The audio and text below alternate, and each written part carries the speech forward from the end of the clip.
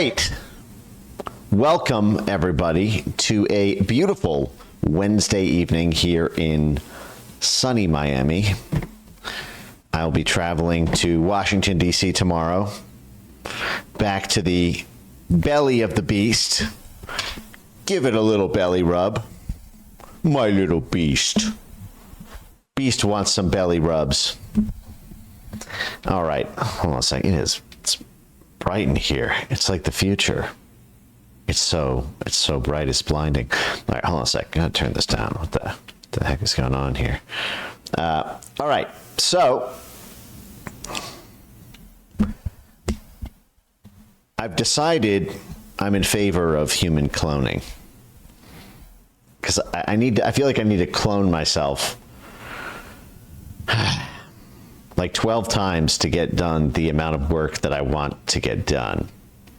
I was a little bit overwhelmed this week, which does not happen to me often. Actually, hasn't happened to me in a couple of years, where I just kind of like, there was so much going on, and I feel like I'm just juggling a lot with what's happening inside the admin and what's happening with the outside stakeholder groups. You know, it's funny, like I was talking about this Norm Eisen clip a fair amount in media this week, amplifying those clips that were found by the researcher. And if you guys remember last stream, we talked about that, and I was sort of reflecting on like when my whole day was spent just doing research. And it's a very pure art. We talk a lot about the concept of research here, because researcher, as you guys know, is one of the primary laundering monikers for operations work when it's done by the intel community, when it's done by folks in the censorship industry. And, you know, you get to a certain point where you've accumulated a sufficient body of research. That's sort of like what getting your PhD must feel like. Researching. And at some point you sort of become a professor and you spend most of your time teaching or consulting or developing policy, or working for the CIA. And that's kind of me right now. I'm kind of like all those, I'm kind of like doing all those things. And I'm remembering my PhD days, and I'm like, it was such a pure existence. I could fall asleep on my couch, wake up, research for 20 hours, go back to sleep on my couch. That couch. And now, in the past 3 months, older, wiser, more reminiscent. This is my red wine, my Merlot. I'm reflecting on my springful youth, which seemed to have lasted from approximately a decade ago until about 3 months ago. And I think, when we were young. All right. Let me tell you what we're gonna do tonight, and then I'm gonna try to find. I'm probably gonna do one more distraction song as a quickie, and then while I organize my notes in the order of operations from which we are going to tackle this. But I bring up this research thing because I say I have all these balls that I'm juggling. I'm like an octopus juggler right now. On everything, on the media, on the social media, on the public speaking, on the policy development, on the congressional side, on the litigation side. There's just like a lot. There's a lot that happens, and I'm sort of torn in a lot of different directions. You know, because in the beginning, the story was very straight and clear about internet censorship. But then to tell that story, I had to tell the story of the way society is structured and its relationship to the federal government. Telling the story of the whole of society, telling the story of the networks and the interconnections and how it's all. But that has sort of made me like a mini subject matter expert in all the different subfields and so there's just a lot of spaces within things that I'm not an expert in, but I'm an expert in one particular subsection. By the way, expert is such a dick word to say. I'm sorry to even say that. I just don't know how else to. You should never call yourself an expert, right? That's kind of gauche. You guys find a different word for me. But basically, like I talk a lot about the AFL-CIO and a lot about the role of unions in rent-a-riots, in CIA, in State Department, in NED, and all of that. I'm not a labor expert. I've never been in a union. I've worked on a couple legal cases involving that. That's all I know is, but within that field, there's basically there's very, very few people who are a part of the Trump movement who know that world and its connection to the blob, to the foreign policy establishment, to the international organizations. They just don't. Same thing with the universities. Plenty of conservative administrators, plenty of folks at University of Chicago or George Mason University or Liberty University or the occasional sort of, dissident professor, whatnot. But somehow I seem to be, because of a lot of the stuff that I talk about now, I'm kind of the only person currently who's at the epicenter of that intersection, and so I'm sort of looped into things where it's not my particular. I don't know the whole field like somebody who specializes in it, but I know this one particular subsection of it, and seemingly, for the time being, nobody else really does. And that's changed in a lot of spaces, right? Like in the censorship industry, mapping and all of that. Like I am overjoyed to see so many other people flow into the space and become experts in their own right. And it's awesome to see, and I encourage all of them, and I try to help every single person I can. I only bring this up to say that I'm being spread in a lot of different directions, and I'm taking on a lot of responsibilities for things that I'm a little out of my wheelhouse when it comes to, I wish there were other people who filtered into these other spaces the way they have in the censorship space specifically. Because this all started for me in the censorship space, and now we're going to talk tonight about rule of law, and this is another area that's just like this. I was a practicing attorney for about 8 years, worked at, one of the biggest law firms in the country in New York City, did the whole thing, law school, clerked for a judge, went to New York City, the whole thing shy of being a partner. But I don't consider myself, I'm not a practicing attorney anymore. I can still, whip out the toolkit if I need to analyze legal documents, but I'm not a specialist in it. There are tons of Trump-aligned lawyers, not as many as we need, and they're being horribly persecuted by things like the 65 Project and then being disbarred and whatnot. But I have not seen anybody do the work that I've talked about, things that I've never heard anyone talk about, and I consider it to be existentially important.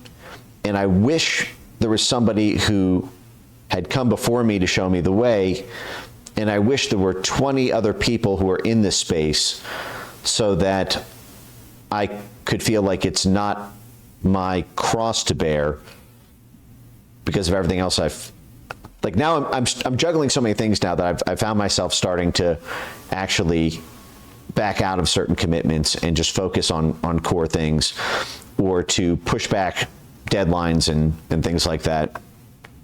Just because there's so many of these areas now. I mean, it's private sector stuff, media stuff, as I'm universities, labor, education, rule of law and judiciary. And I'm like, okay, the core of this is about freedom of speech and protecting the process.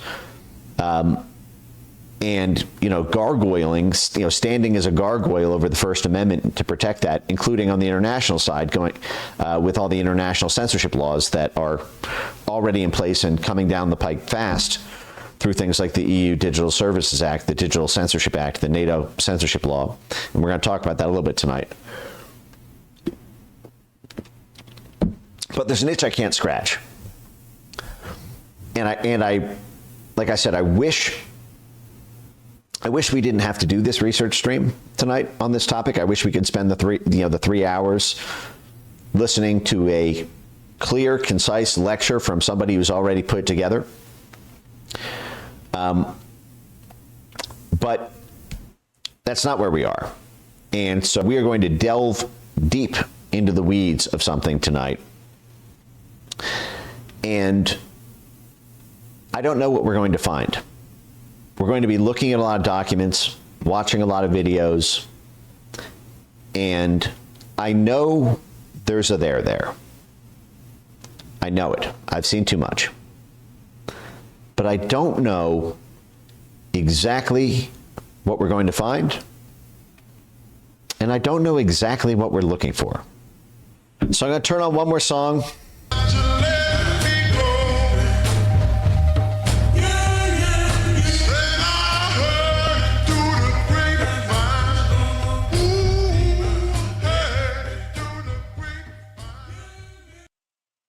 All right, let me just get a little bit of this. Let me set the stage here. The difficulty in talking about internet censorship and telling the story and proposing the solutions and getting everyone animated about it from the media side, from the influencer side, from the policy side, was MAGA is a nationalist movement. It's about making America great again, and Americans care about America. They don't really care about Bangladesh. They don't really care about Pakistan. They don't really care about Eastern Europe. Mike is like my ex. I love him, but he makes me want to jump off a building. That's quite an egg. So the issue is MAGA is a nationalist movement, and with all the problems that we had here, you couldn't motivate people to learn about the international side of things. And the problem was it was the international side of things that were dominating the national. So I'd say, well, listen, this is happening in Europe, and this is happening in Latin America, and here's what's happening in Central Asia. And they'd say, Benz, I don't give a crap. It's about, look at what's happening here. And I say, no. What's happening here is because of what's happening in Eastern Europe, because of what's happening in the UK, because it's a transatlantic blob. These are multinational corporations who care about the multi part of multinational. That's why they're Russiagating you. You care about Russiagate here. You care about, your president being impeached. You care about the internet being censored here. Why was the internet first censored in America? It was because of Russian influence on social media. So you better give a damn about the international networks, because guess what? Every major institution in America is an international institution. From the corporations, to the NGOs, to the universities, to the unions, to the media companies, all the way down. I bring that up to say that the story that we are about to go on, I've been seeing with a side eye these rule of law programs. Okay, one more bit of table setting. Rule of law programs. That's the focus tonight.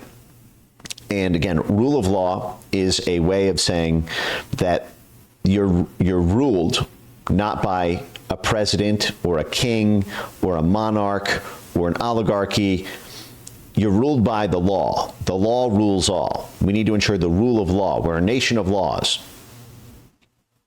So the law is king. So that means whoever controls the law actually rules all. And because of that,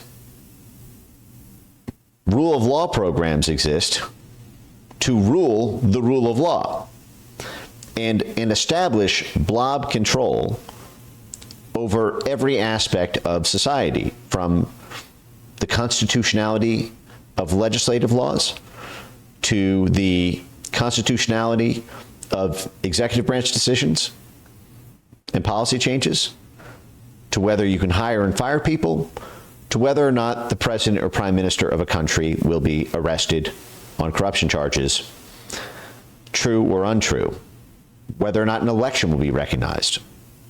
And so there is a race to control the court systems and control the judges and control the prosecutors. And I had been seeing this since about 2016 and had always told myself, I got to look more into that. I got to look more into that. I got to look more into that. But I didn't really substantially start to look into this issue until about 2021. Really started in like 2020 in a serious way.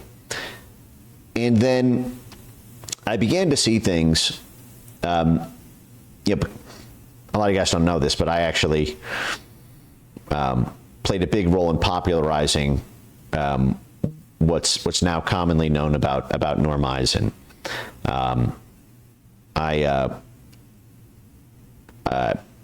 If you guys remember the big revolver piece from 2020 that Tucker covered, I worked very closely with Darren on that, and that was a rule of law story. That was a story of Norm Eisen. I found the Democratic backsliding playbook that Norm Eisen published in Brookings, and that whole story. I'll say I played a indispensable role in telling that, and that rule. We've spent a lot of time on Norm Eisen, the Czech Republic stream that we did, the one last week. But that continued to spike my interest in these rule of law programs, that he had taken that special set of skills in lawfare in Eastern Europe and then come home to use them against Trump. But it really started in a big way with Brazil. I published this piece called U.S. Tax Dollars Funding Text Message Censorship in Brazil. I wrote this piece almost 2 years ago, and it was the story of how the programs and institutions and court systems and media companies and fact checkers and AI scan and ban technology to censor speech in Brazil, even on end-to-end encrypted chat apps like Telegram and WhatsApp, were being funded by the U.S. government, and in particular by USAID. By USAID, the National Endowment for Democracy, and the Open Society Foundation, George Soros. And this opened a door to me doing the work for this piece, because it begot so many questions. And one loomed above them. Because in doing the research for this piece,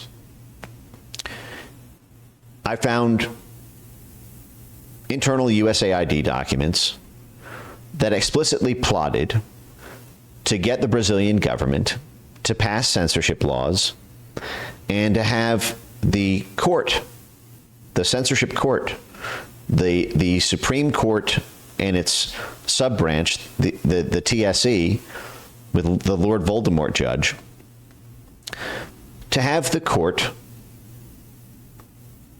pass censorship edicts. And I thought to myself, and I had already known a lot about USAID at that point, a lot. But this I hadn't seen it formally laid out. And I thought, they can do that? They can have an internal campaign to get because you hear a lot about civil society strengthening, capacity building assets in the media, capacity building assets in the unions, capacity building, assets in the universities.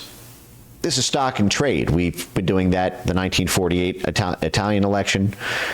We did that in Honduras and Guatemala. We did that in the CIA operations behind the Iron Curtain in the 20th century. We did that in the Arab Spring. We did that in the color revolutions of the aughts and the 2010s. But capacity building assets in the judiciary? That to me was shocking when I first saw it. Because the judiciary, by its very nature, is not allowed to be a capacity built asset of somebody else. Do you understand what I'm saying? Media can be partisan. Unions can be partisan. Universities should not be partisan. They're 501c3s. But everyone knows, they are, and they're sort of allowed to be. You can have a Liberty University that sort of leans conservative. You can have what Ron DeSantis is trying to do with the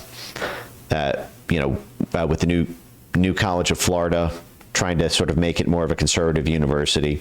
As long as it's doesn't go too far overboard. You're allowed to be partisan as a university, effectively. Doesn't mean that you should qualify for government funds if that's not what the people voted for, but everyone sort of understands. That's kind of the free market of ideas being expressed through the institutions. But judges, you can capacity build judges. Judges are supposed to be impartial, totally impartial. Justice is supposed to be blind. The very portrait of Lady Justice, a sword in one hand, a scale in the other, and a blindfold on. Our Lady, Lady Justice. The scales that she weighs things. The sword recognizes that she has the power to kill. The judges, the courts are the only entity that are authorized to kill you. The police can't just kill you. The military can't just kill you. Another person can't just kill you, because that would be illegal, and they themselves would be punished by the courts. But the courts are the only ones who are authorized to kill you, because it's a rule of law. But the whole linchpin is that justice is supposed to be blind. That's why we trust her with the sword, because she is blind. So that set me down a path of saying, how the fuck is USAID authorized to do this? Which quickly led me to judicial reform. USAID's role in transforming judiciaries, a global agenda. Oh, it's so funny. All this stuff is now, the search engines are now loaded with everything that's happened in the past couple. So let's see. Well, that's a funny quote here. I'm sorry, one sec. That's funny.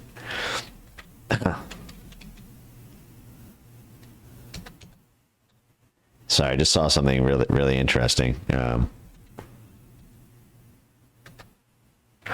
USAID evaluation findings. Regarding judicial reform, the exclusive focus on judges seems misplaced. The exclusive focus on judges for judicial reform.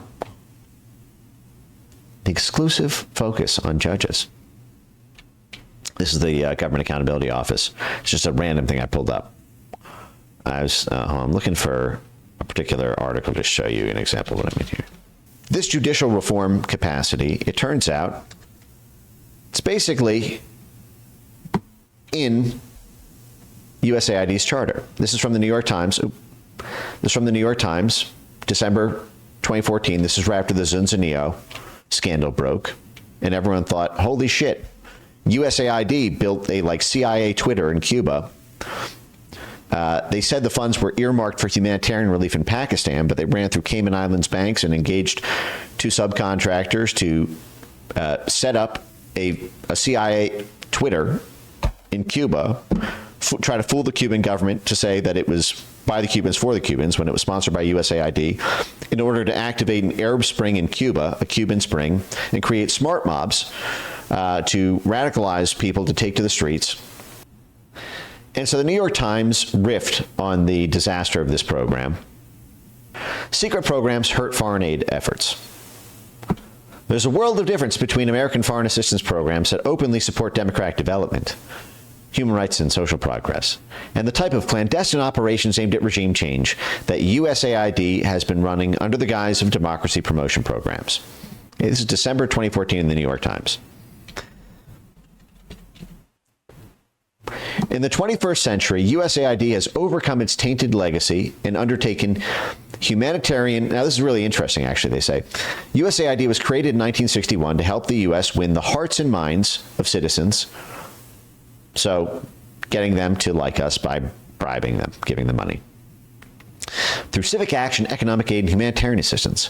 As a Cold War policy tool, the agency was at times used as a front for CIA operations and operatives. This is the New York Times, conceding that USAID is a longtime CIA front.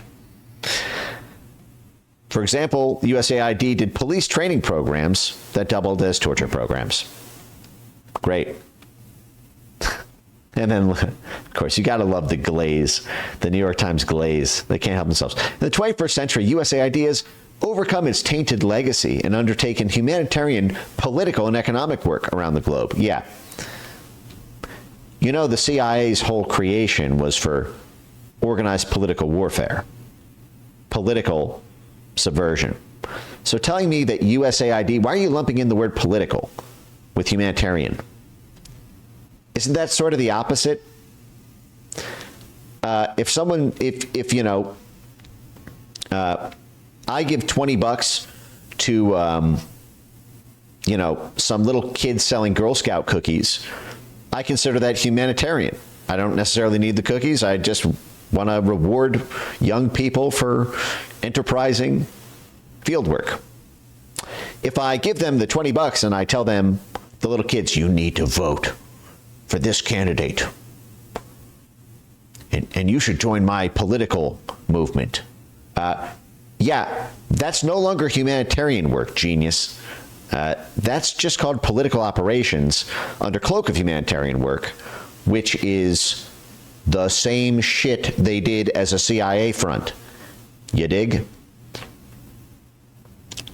It runs democracy promotion efforts, USAID, from Afghanistan to Kenya, building political leadership capacity. What the fuck? We're back at this, New York Times. How can you glaze this? This is not humanitarian work.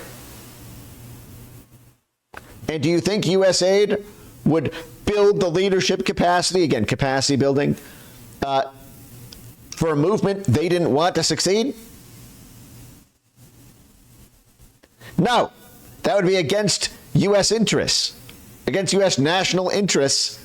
And so we only build it one way, so that the country can be a vassal for blob control, because its political leadership has been co-opted by bribery funds from USAID.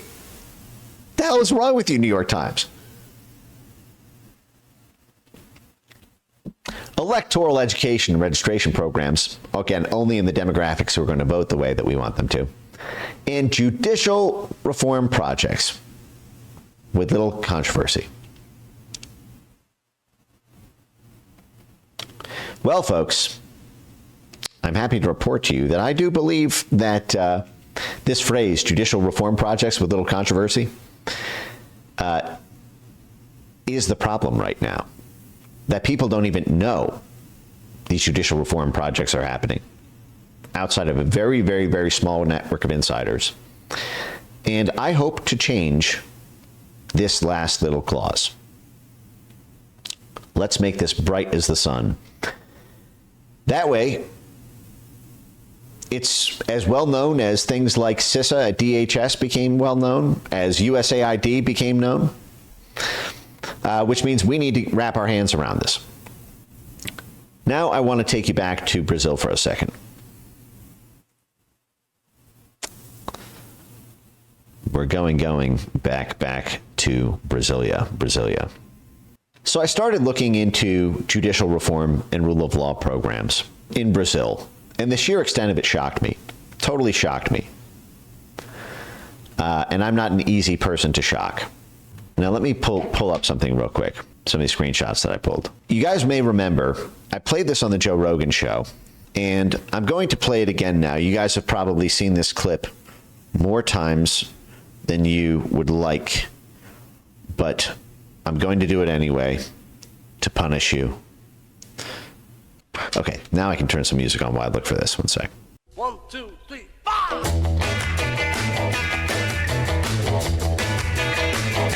Well, she was just 17. You know what I mean. And the way she looked was way beyond compare. So how could I dance with another? Oh, and I saw her standing there. Well, she looked at me, and I could see that before too long I'd fall in love with her. So how could I dance with another? Whoa, I saw her standing there. It's this one. Okay, so I played this on the Joe Rogan show, and I talked about this CEPPS program at USAID. The Consortium for Elections and Political Process Strengthening. Political process strengthening. How would you like it if China came in and ran a political process strengthening program here in the U.S.? We'd say, fuck that noise. You don't get control over our political processes. But USAID can do it using the weight of the American muscle machine to effectively control foreign countries' political processes. It was under this banner, imagine my shock, Paul Joseph Watson, I say, when I found that the political process strengthening program at USAID involved internet censorship work. We are going to strengthen Brazil's political processes by getting them to pass censorship laws and getting their courts to pass censorship edicts. So I'm just going to play this, and then I'm going to pause it at the appropriate stops here. It's a 2-minute, 20-second video.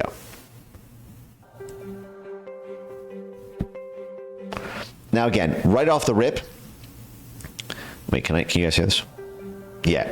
Right off the rip, you'll see it says Countering Disinfo, a guide to promoting information integrity. Now understand, information integrity just means censorship. That is all it means, all it ever means, zero exceptions. Information integrity is a way of saying there's two categories of information. There's high integrity information, which is good information to amplify, and low information integrity news sources, low information integrity social media narratives, low information integrity social media accounts. And those are the ones that should be censored. So information integrity just means censoring everyone we designate low integrity. It just means censoring whoever we don't like. Okay? And you'll see it's USAID, CEPPS. Disinformation has invaded online conversations on social media platforms, posing challenges to healthy information environments and threats to democracy. Because it's a democracy promotion program, they have to say it's a threat to democracy. That's their predicate that they lay down as a foundation to then step on your neck, step on your head, You can't shoot me. I have rights. You're a threat to democracy. That removes your rights. It bolsters authoritarians, weakens democratic voices, and Okay, again, there's the autocracy-democracy dichotomy. Authoritarian is anyone we don't like. Trump's an authoritarian. Marine Le Pen's an authoritarian. Bolsonaro's an authoritarian. But they have to use this framing because the whole legal syndicate, the whole institutional network is based on this. So they have to say it. I mean, they might as well just say bad guys, good guys. Democratic Voice is anyone who's on USAID payroll or in the USAID partner network. Authoritarians is anyone that USAID wants to regime change. So ignore the word authoritarian. It just means enemy of the blob. participation exploits and exacerbates existing social cleavages and silences opposition. Countering disinformation and promoting information. No, you silence opposition. Disinformation literally doesn't silence anyone, even if it is disinformation. That's just like an opinion, man. So let's keep going here. Information and promoting information integrity are necessary priorities for We're no longer censoring speech. We're promoting information integrity. Our priorities. necessary priorities for ensuring democracy can thrive. So they're saying if you want to qualify as a functional democracy, the new standard, the old standard was you have to have a court system. You have to have checks and balances, like not a king. You needed to have a parliament to check the power of the president, and you need to have a court system to provide rights of redress and answer to a constitution. But they're saying now, if you want to qualify as a democracy, you have to add censorship, state censorship to what you do. And notice, the good guys' democracy is a clenched fist, which is, as we saw in the Otpour documentary, has been the clenched fist. That BLM fist is the same fist that was used for CIA work in Otpour and in Egypt and in Tunisia during the Arab Spring. They all have that. Democracy is a clenched fist about to punch you in the face. The CEPPS Countering Disinformation Guide is a resource including 9 thematic sections. Now, I want to blow this up for you a little bit. I have the document downloaded, but we're just going to do it quick and dirty here.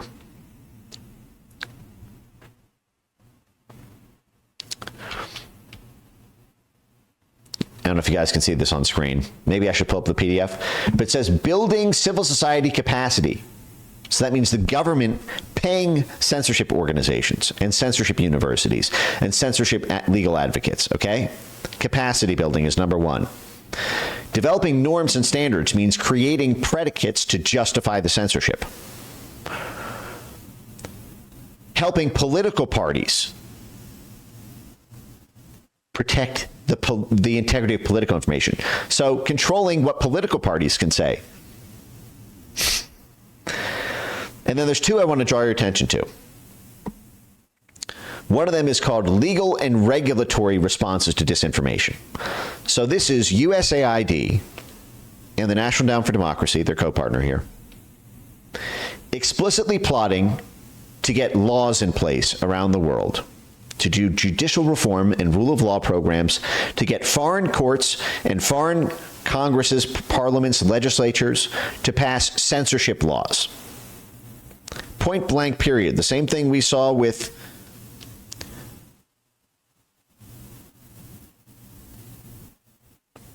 judicial reform projects.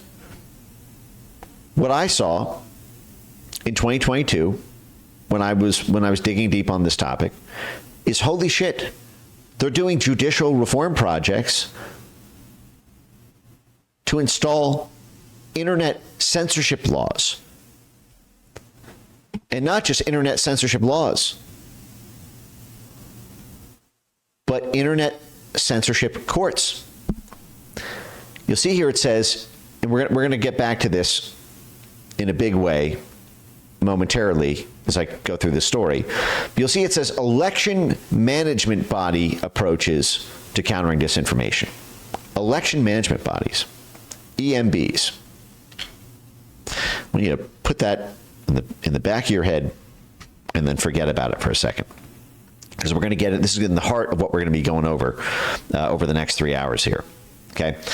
Election management bodies. Just before you set it and forget it, these are the judges and courts in any country that decide elections, that adjudicate contested election results. Remember Bush v. Gore, the hanging chads in 2000? That was adjudicated by our EMB, our election management body, the Supreme Court of the United States. In Brazil, the EMB Brazil has a Supreme Court like we do. It's called the STF, and they have a subsection of the Supreme Court, which is a smaller number of judges who are also on the STF, but are only on this thing called the TSE. The TSE is the EMB for Brazil, the election management body for Brazil. This is how Alejandro de Moraes has the censorship powers that he has, by running it out of the election management body. That's how he can go after every political supporter of Bolsonaro in Brazil. By saying that their political discourse impacts elections, you can't criticize Lula in Brazil. You can't call him corrupt. You can't compare him to Maduro or say he has relationships with Maduro in Venezuela. You can't talk about scandals about him because the EMB, the court, has decided that jeopardizes the political process of the election. This is how they went after half the entire country through that court. I'm going to make a quick note to show you something. This has begun to come home. Arizona, remember we went over ASU? Arizona Supreme Court Disinformation Task Force.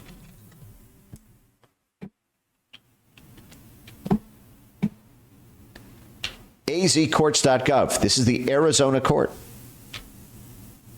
Task Force on Countering Disinformation within the Arizona courts. And you know who was running that for the Arizona courts? One of the guys from the ASU Center on Narrative, Strategic Narrative. You guys remember Center on Narrative, Narrative and Strategic Influence at Arizona State University that I talked about on the first Joe Rogan hit, and then they purged the website. We did 9 hours worth of streams on the ASU, the Arizona State University censorship cell. 9 hours we did on that whole network. Well, one of the guys from that network who was running that Arizona State University censorship center was running the task force on countering disinformation for the Supreme Court of Arizona, the state Supreme Court. The EMB, the same court that decides election results and that decides issues of election fraud and access to the ballots, is the same one that has a censorship task force set up, just as USAID. Now I'm actually going to add these links. Just as USAID had set up 3 years previously in Brazil. Where do you think they got the idea? So with that in mind, I want to now show you something.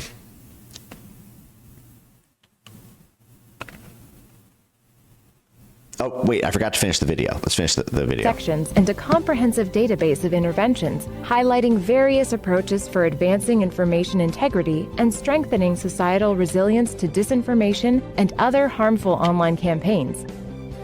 The International Foundation for Electoral Systems, International Republican Institute, and National Democratic Institute developed this guide with support from USAID through the Consortium for Elections and Political Process Strengthening.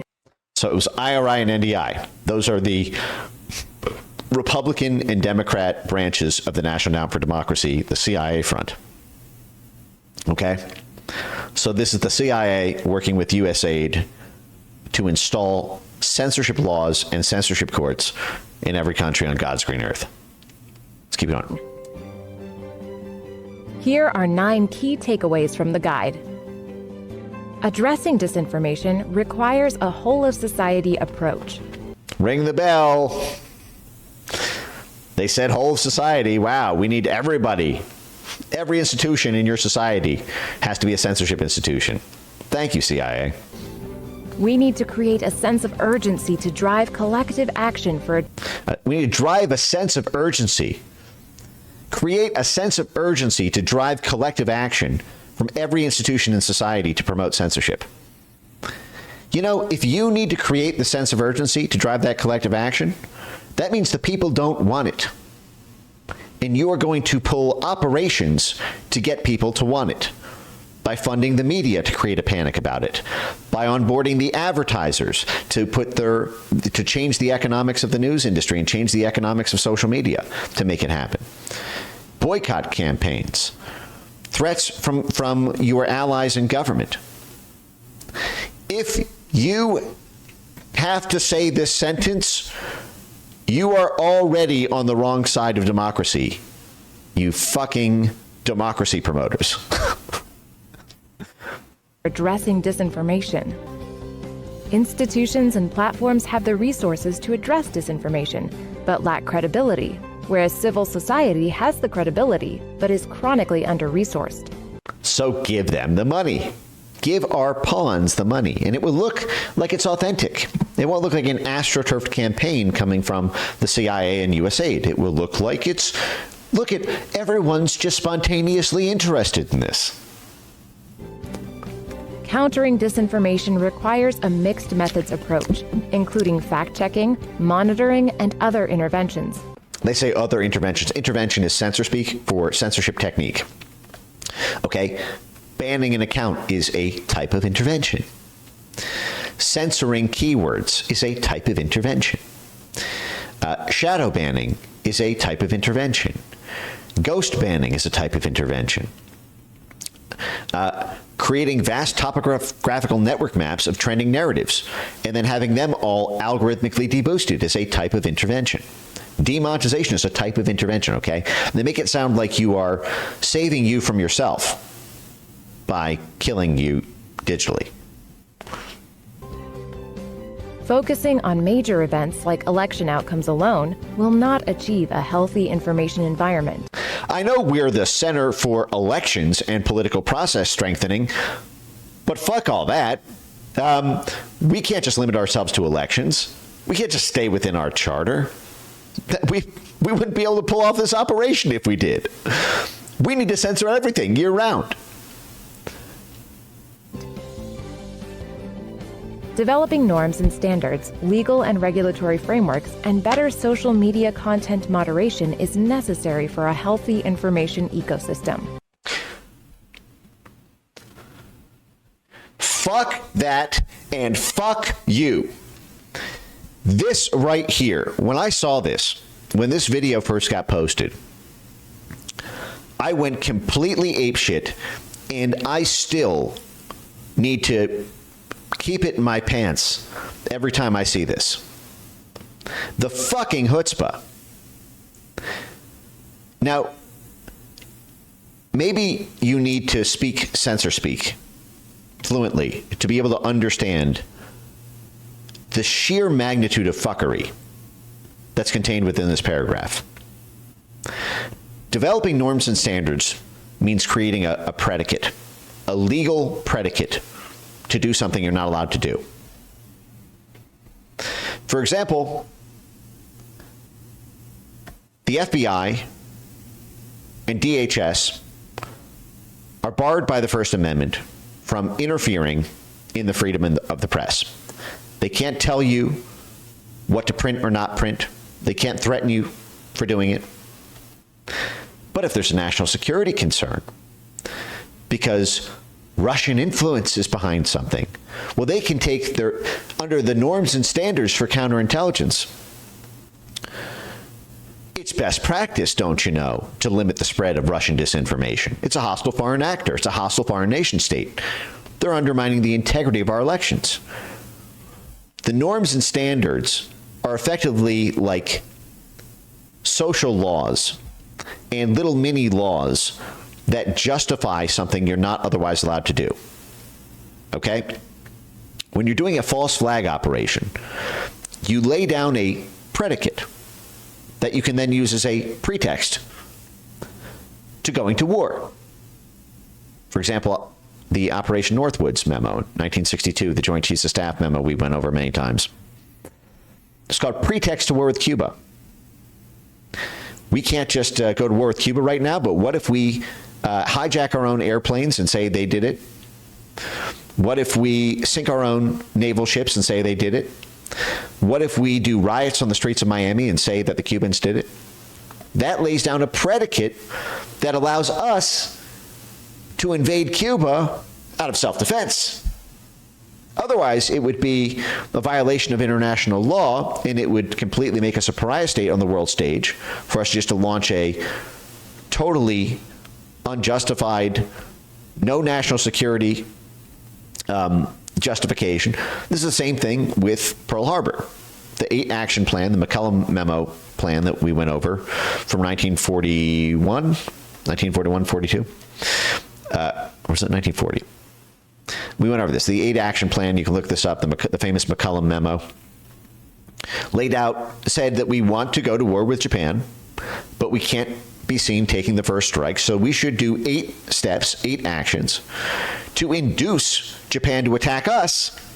That way, when we invade Japan and kill them, it looks like self-defense. Okay? This is called how to get away with murder. If I want to get away with murder, I can't just walk into your house and kill you. That would be murder. But what if I invite you over to my house and then say that you attacked me by planting a gun on you, for example? Now I can kill you, and it's self-defense. Now I've gotten away with murder. That's what developing norms and standards is, okay? It is getting away with murder by creating a predicate, a norm, a standard that didn't exist before, but now we've created it. Now we've developed it through the U.S. Agency for International Development. And then the next line here is legal and regulatory frameworks for better social media censorship, content moderation, censorship. Legal and regulatory frameworks for social media censorship. Now you are point blank period flat out banned by the First Amendment of the United States Constitution from doing this here in the United States. And we have a formal program at USAID to implement the thing banned by the First Amendment in 120 foreign countries. And not only that, to do some of them to boomerang back on the U.S. itself by getting around the First Amendment by having an EU governing body populated by USAID-funded NGOs put restrictions on what Americans can say to Americans through the EU Digital Services Act, through what's happening with Brazil and things like that. Like you can't get access to thousands of Brazilian accounts because they're banned under law. So when I saw this, I went, holy fucking fuck. This is a worldwide, global rule of law program being run out of USAID to control the courts, the prosecutors, the judges, and the legislatures in 120 countries that CEPPS operates in. I have to know more about it. And so I learned more about it. Let me show you a few screenshots here. Let me go to the CEPPS Countering Disinfo Guide. Now, this is going to look small on screen. My apologies. You'll see the thematic topics, legal and regulatory responses. And you'll see what I've highlighted here is create a foundation whereby an EMB begins to build a network of actors that can work together to combat election disinformation.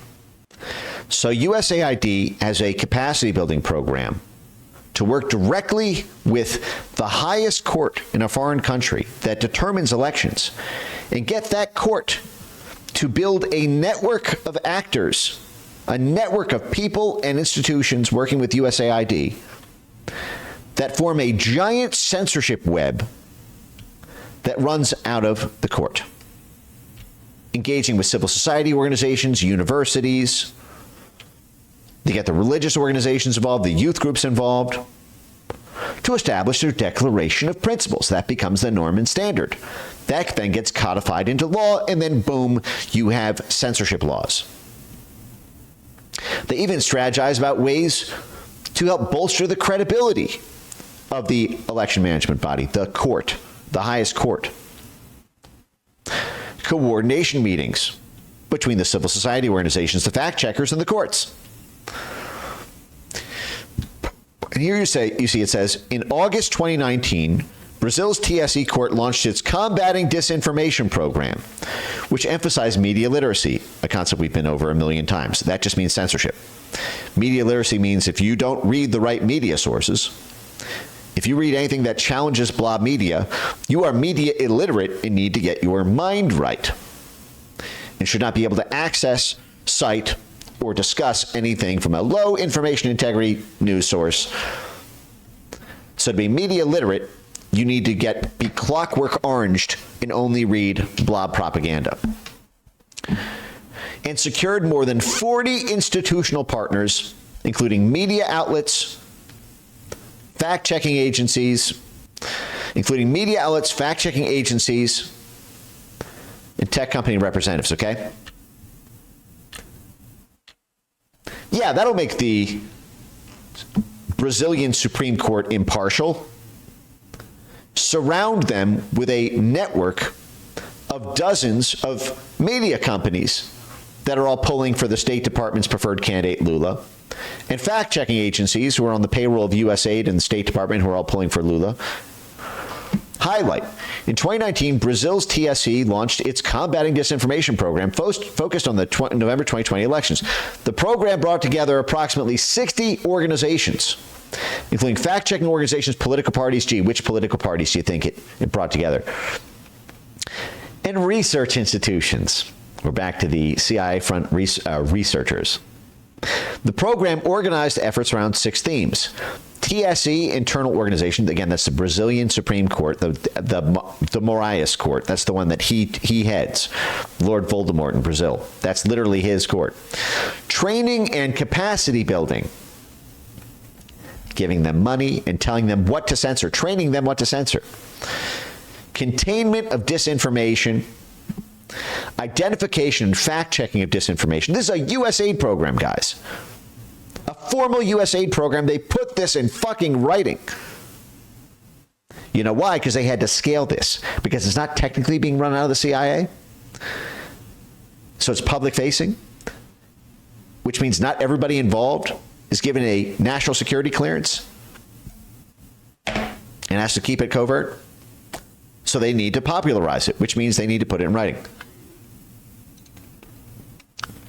And then here, revision of the legal and regulatory framework. In 2019, USAID, this is 3 years before the Bolsonaro-Lula election. Bolsonaro had just won in 2018. That's when he became president. 2 weeks after that, USAID and NED, the National Endowment for Democracy, descended on Brazil to set up all this institutional architecture. It's a story for another time.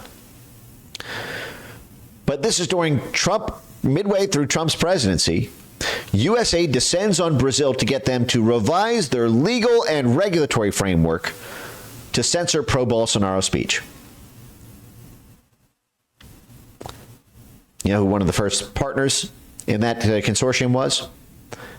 The Atlantic Council, with 7 CIA directors on board, and annual funding from the Pentagon, the State Department, USAID, and NED.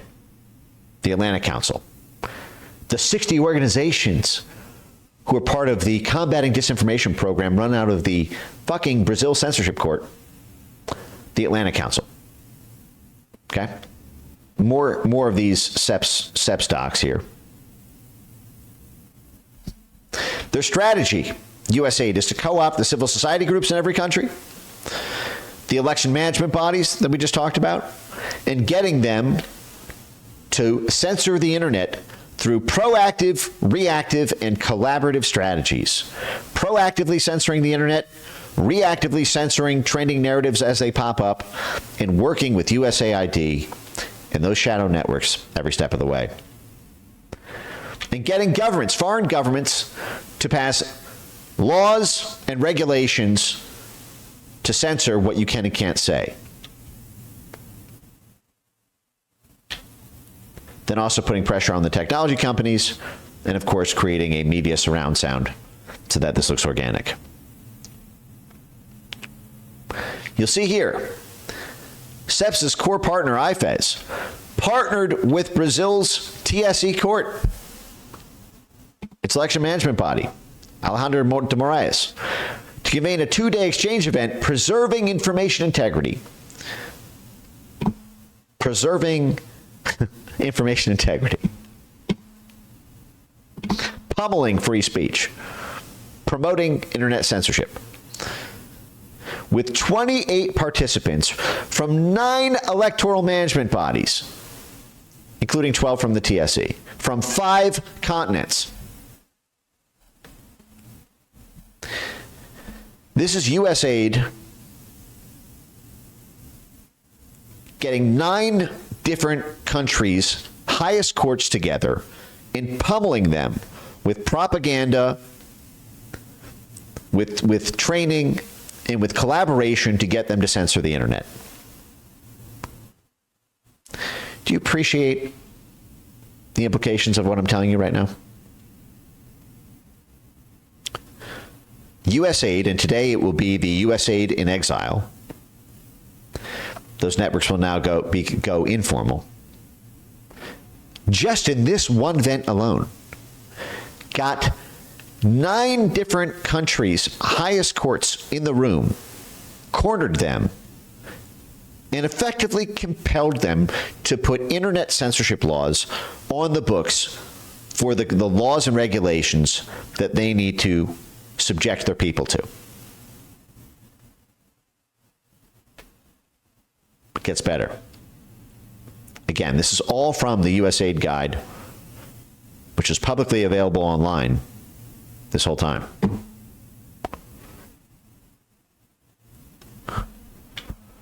From USAID's partner group, IFES, Global Social Media and Disinformation Specialist. Yeah, suck my ass. Digital disinformation is a real and immediate threat for election management bodies around the world. However, not everyone's censoring their internet enough. Some courts have sophisticated social media monitoring capabilities to track and respond to disinformation. Others do not have any social media presence at all. Again, these are compelling judges to determine what you can and can't say out of your mouth.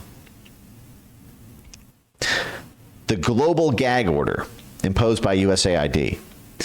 Others do not have a social media presence at all. For all of them, disinformation is an unwieldy threat. Now look at this. An EMB's resistance, a court's resistance to taking up a role in censoring the internet, may be based on an assumption that any response would require it to push them beyond their legal capacity.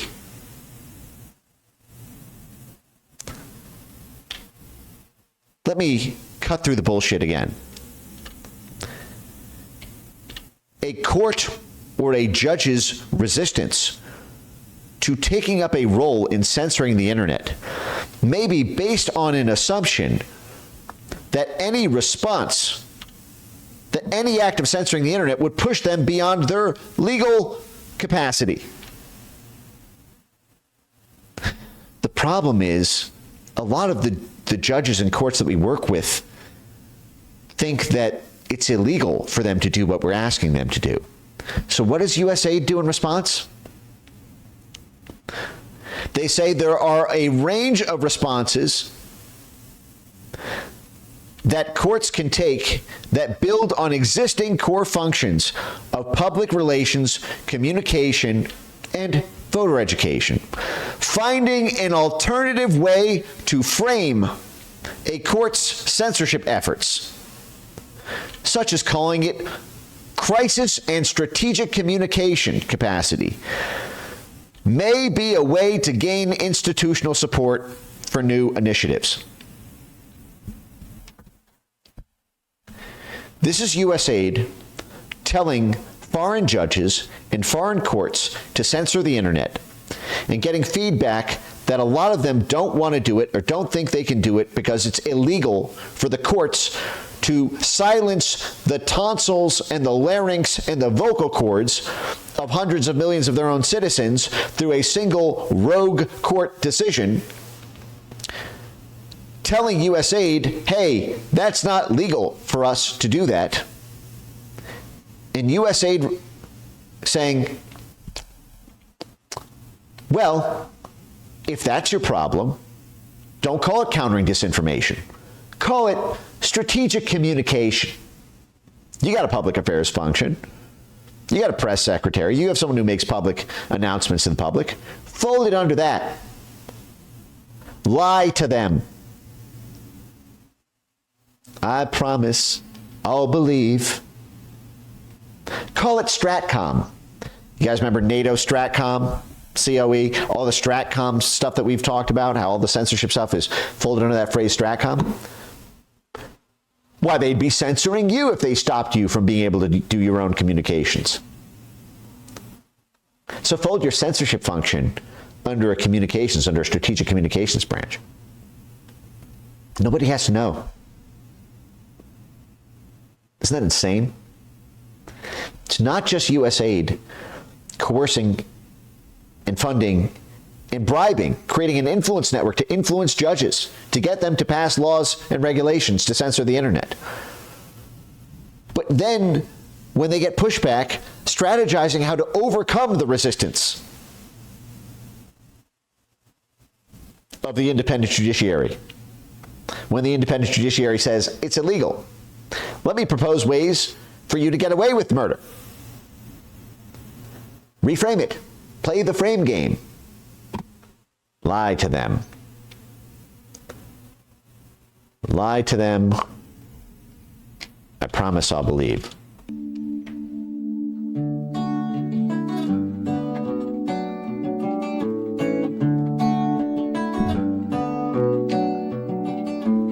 God, I feel like hell tonight.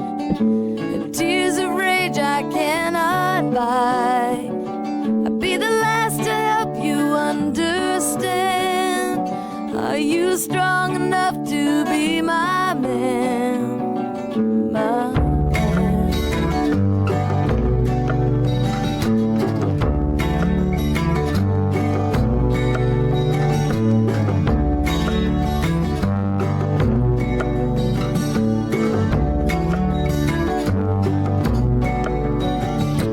Nothing's true and nothing's right.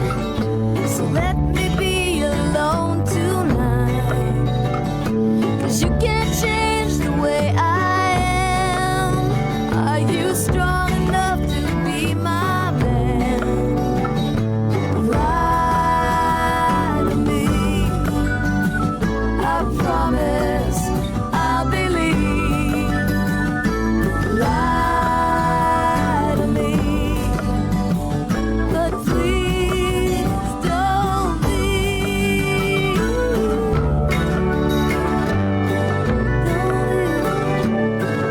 All right. They are not just training them, the judges and the courts, to censor. They're training them to lie to their own populations about them doing the censoring. Our influence node run out of USAID doing this. Okay. With that said, now we get to the research portion of this. And there's so much to go over here. And I want to give a very special shout out to Spiral Bewilder. Spiral, homie, I don't know if you are with us here tonight. As we speak, it is after midnight. After midnight. But Spiral Bewilder, he's at Spiral Bewilder on X, has been sending me some really great source documents that I've not had a chance to look over beyond in a cursory way. And one more bit of table setting before we dive into the research and go into uncharted territory.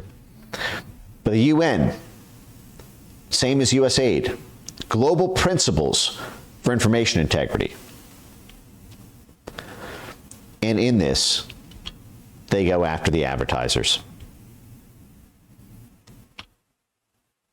controlling the money flows to the news companies. 60 times in this document, they mention the word advertisers. This is the same USAID strategy. Global principles for information integrity, setting the norms and standards to be codified into law by the judges. So USAID is working all sides of it. They're funding the NGOs to put together the global principles. And then they're funding the rule of law programs for the courts to codify those global principles into new laws and regulations. You'll notice this is literally exactly what USAID talks about in what I just showed you. You'll see right here in this one from the CEPPS document, talking about techniques to install censorship laws by first getting this big network of NGOs, civil society organizations, universities, religious groups in a country, youth groups in a country, to establish their declaration of principles. That way, the court has credibility, the credibility of the court. When they pass censorship laws, it's not them making a rogue decision. They're just codifying what was first set forth in a popular, hundreds of signatories of fine upstanding universities and civil society organizations and religious groups, and everyone wants this. So we're not rogue, we're just doing what society is already asking us as the law. First, establish a declaration of principles, norms, and standards. Then, codify it into law. That's literally this document. Global principles. They didn't even change a single letter. They didn't change a syllable. They didn't change a word. Global principles. Establish the global principles so that you can have these new censorship laws.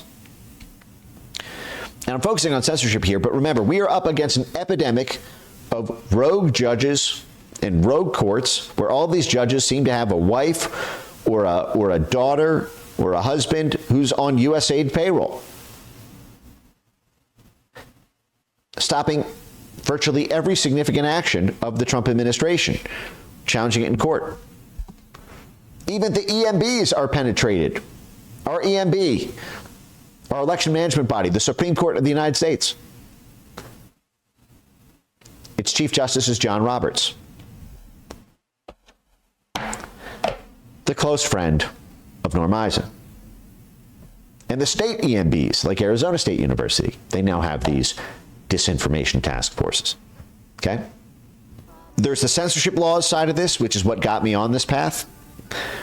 But I sense there's something much, much bigger here. A large story to tell of how the rule of law programs are structured, the technical details, the history and evolution, and I want to understand more about these programs. All right, so I want to focus now, diving in. I want to go through these source documents, but before I do, let's talk about our star players for the evening. I have a little bit of familiarity with this group.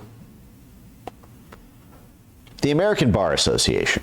The American Bar Association, this is incredible. The American Bar Association holds $75 million in active spending awards under a single grant alone. Not all of it comes from USAID. They also get it from the DNC branch of the CIA, the NDI, the DNC branch of NED, the CIA spinoff. So the Democrats in the CIA are literally bribing the American Bar Association. Fuck. That is fucking sinister. Holy shit. Oh my God. They gave it over $1 million. In what year was this? That's one of their active grants.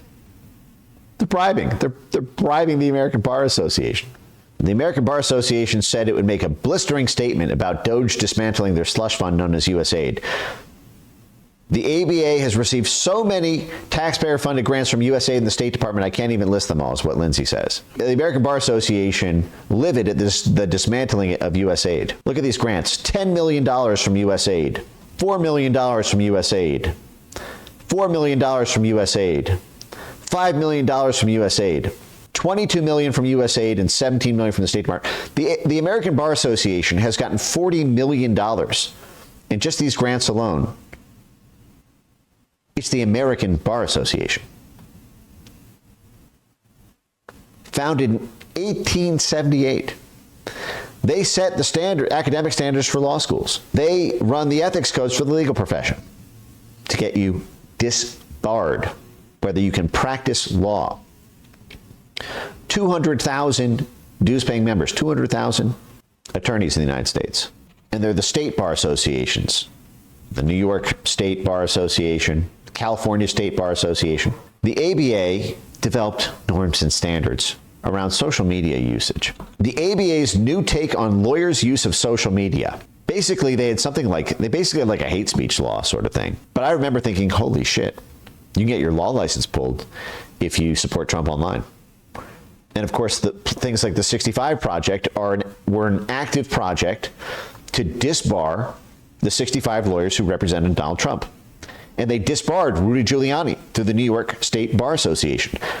They disbarred, did John Eastman get disbarred? State Bar court hearing judge recommends John Eastman recommends he be disbarred. So you can't even be a lawyer. Now, one of the things that I have in my research tab is, where did they get the idea for the 65 Project? Was the American Bar Association working to disbar enemies of the State Department, enemies of USAID in Eastern Europe? Did they work with the bar? Did the American Bar Association get USAID payments to build capacity in the bar associations in Ukraine to get any lawyers representing political figures or presidents they want to take down, get them disbarred so that they don't have legal representation, so that the judges have an easier time issuing a default judgment? I want to know, was there like a 65 Project in Yugoslavia? Did they try to disbar the lawyers there, the ABA? I want to know what exactly the American Bar Association was doing with tens of millions of dollars of USAID payments to influence what are supposed to be impartial judges and courts around the world. And as we know, the Chief Justice of the United States, the Chief Justice of the Supreme Court, John Roberts, traveled to the Czech Republic to live in the house of Norm Eisen so that he and Norm Eisen, between 2011 and 2014, twice he did this, could work together on European and American rule of law issues. Well, John Roberts was Chief Justice. He was made Chief Justice in 2005. Resources and support for lawyers, networking opportunities, legal publications. It advocates for legal reform, reforming the laws. It's a platform for lawyers and judges, because this is going to get really good in a second here. But this is from the American Bar Association Journal.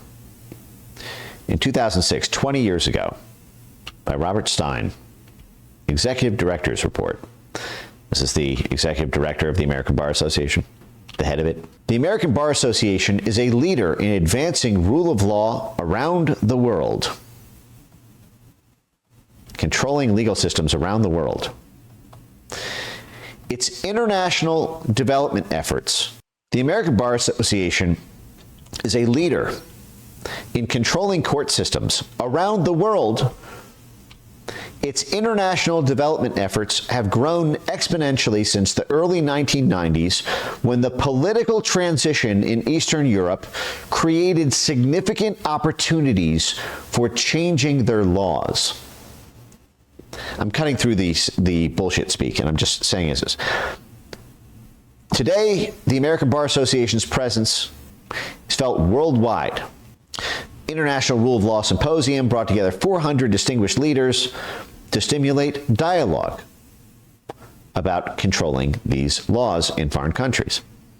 The call for the symposium came after the American Bar Association's Center for Rule of Law initiatives and its 4 core councils: the Central and Eastern European and Eurasian Law Initiative. So Central and Eastern Europe, the exact focus of the Cold War, basically, the Iron Curtain countries, Africa, Asia, and Latin America. Its speakers included U.S. Secretary of State Condoleezza Rice, the State Department, and the American Bar Association. Senator Hillary Rodham Clinton, remember this is 2006, a decade before she would run for president, and Lindsey Graham, as well as the administrator of USAID. This is in 2006, 20 years ago. They had the current head of the State Department, the then current head of USAID, as well as Hillary Clinton and Lindsey Graham as the keynote speakers for controlling the laws of every country on earth. Every country in Europe, Asia, Africa, and Latin America. So I guess technically that leaves Antarctica. There may be a few fucking penguins in Antarctica that are not felt worldwide by the American Bar Association's legal control mechanism. A highlight of the symposium was a spirited, provocative discussion between U.S. Supreme Court Justices Anthony Kennedy, Sandra Day O'Connor, and Stephen Breyer that ranged from the essential principles of democracy to the importance of an independent judiciary. So independent that taxpayers need to pay the American Bar Association tens of millions of dollars to tell judges and courts what to do. Who else? The Minister of Justice in Romania. Oh, you mean like the Romanian court that just nullified Călin Georgescu's victory for no reason? They said some Russians promoted him on TikTok, so they nullified the entire election. Hey, did someone from the American Bar Association back channel with that EMB in Romania? With that court in Romania? The Philippines, who just arrested Duterte, who Maria Ressa was sponsored by USAID and the State Department, while she chairs the National Endowment for Democracy's World Movement for Democracy program to go after. The finance minister of Afghanistan, I'm sure he knows a lot about the law, the former finance minister of Afghanistan. No, of course, but they were setting up the courts in Afghanistan. The former EU commissioner, Slovakia, they just shot the prime minister of Slovakia in the face last year, or shot him in the body while he was when he was resisting the call to declare war on Russia. The General Counsel of the World Bank. And then we got the corporations. General Motors, we have the chairman of the Center for International Private Enterprise. That is the Chamber of Commerce wing of the CIA. The National Endowment for Democracy, this is CEPPS, Center for International Private Enterprise. That's the Chamber of Commerce branch of the CIA spinoff known as NED. And the State Department. Examining the rule of law. The phrase rule of law is often synonymous with democracy building. Blob control. Creating conducive climates for foreign investment and business support. So this is how you have the multinational corporations in on this. Like Microsoft, as we're going to see. Now, okay, that was 2006. Now let's get a little bit deeper into this. 2009, also by Robert Stein. Rule of law, what does it mean? And I think Robert Stein was, he was the number one head of it, right? Yeah, he was the head of the American Bar Association. So this is straight from the horse's mouth. Rule of Law Symposium from 2009. What does it mean? I was executive director of the American Bar Association. A rule of law culture. Now here you go. an enormous amount of technical legal assistance work. Technical meaning we're technically writing your laws. We're drafting your constitutions. We're drafting your legislative bills. Like you'll see, this is what they're going to say, okay? Has been occurring throughout the world in recent years, primarily in newly established nation states and underdeveloped countries, to develop a legal infrastructure to support those fragile governments. To help you build your new government, let me write your country's laws for you, Mr. Sovereign Country. This work has been described collectively as rule of law programs. Okay, ding, ding, ding. Now, here's where we go. After the fall of the Berlin Wall in 1990 and the collapse of the Soviet Union in 1991, a number of new nations came into existence. In fact, about 20 of the new United Nations member states after 1990 emerged directly as a result of the fall of the Soviet Union. Most, if not all, have on paper a democratic form of government. So I want you to understand this, okay? These rule of law programs, USAID and the State Department and the blob controlling courts and judges, set in after the CIA helped overthrow those Soviet countries' governments. The CIA funneled tens of millions of dollars to the Solidarity movement in Poland to topple the Soviet government there and install a Western-backed government. Once in control of that government, we then sent in the blob's legal arm, its court and judges and prosecutors arm, to then turn those countries into political vassal states by writing their laws and controlling their courts and judges so that it ruled favorably for Western interests. And I'm not even saying Western interests like it's a bad thing. It's not really Western interests. It's for blob stakeholder interests. So step one is topple the government, like we did in Romania, like we did in Bulgaria, like we did in Hungary. The JFK files even showed the CIA backing the overthrow of the Hungarian government, the Hungarian freedom fighters that they talked about in the JFK files and the CIA documents. Okay, I'm not saying that the Soviet rule was good. It wasn't. I'm glad those countries were toppled in CIA coups, I guess, if that's the best way to say it. But understand, it was not to liberate them. It was to control them so that we could control them and exploit. And not even we, I mean, it's a small stakeholder group of the people who paid for it.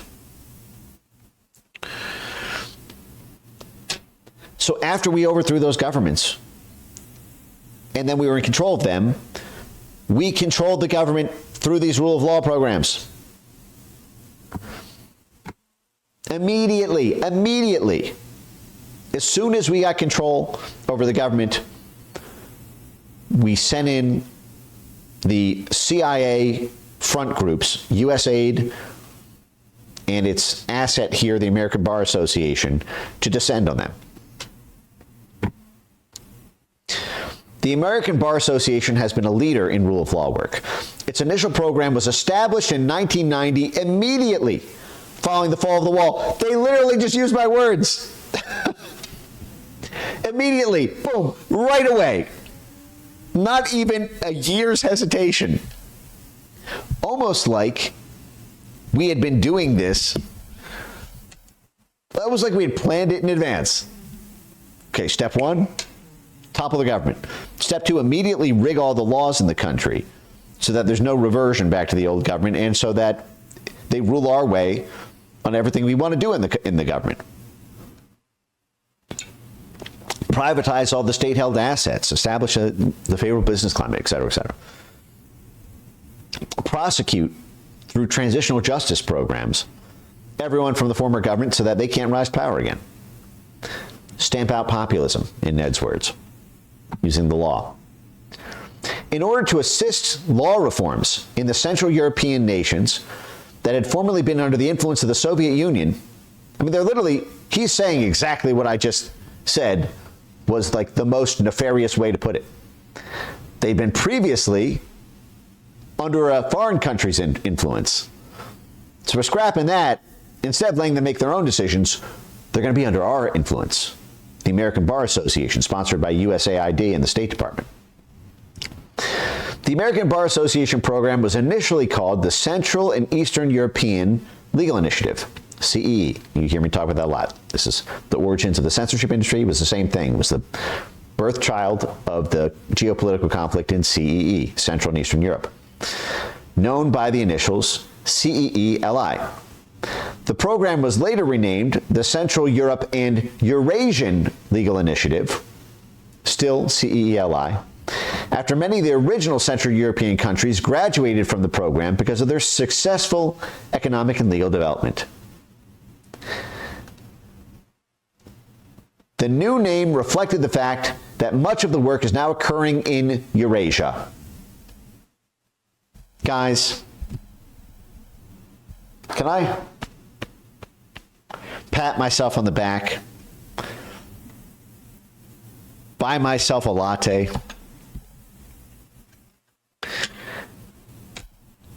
How many times did I say, seize Eurasia? That's what it's all about. That's the whole reason that they impeached Trump, that they did Russiagate on Trump, that they tried to assassinate Trump.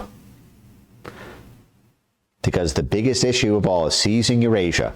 And here you see they started it off by calling it Central and Eastern Europe, but what was the issue? The issue is eventually we got vassal state control over Central and Eastern Europe. We made Poland a U.S. vassal state. We made the Czech Republic a U.S. vassal state. We made the Baltics U.S. vassal states. But that's not enough. We want to conquer Russia. We want all of Eurasia. So we're going to rename it to expand our mandate beyond. Isn't that amazing? Think how fucking nefarious that is. Well, we set these up because we were just helping these fledgling, newly created countries throw off the yoke of Soviet influence in Central and Eastern Europe. And, within about a decade, 10, 15 years, we did. We turned them into our vassal states, but that's not enough. We're hungry for more. So we're changing the name to expand to gobble, gobble, gobble, gobble more. We want all of Eurasia.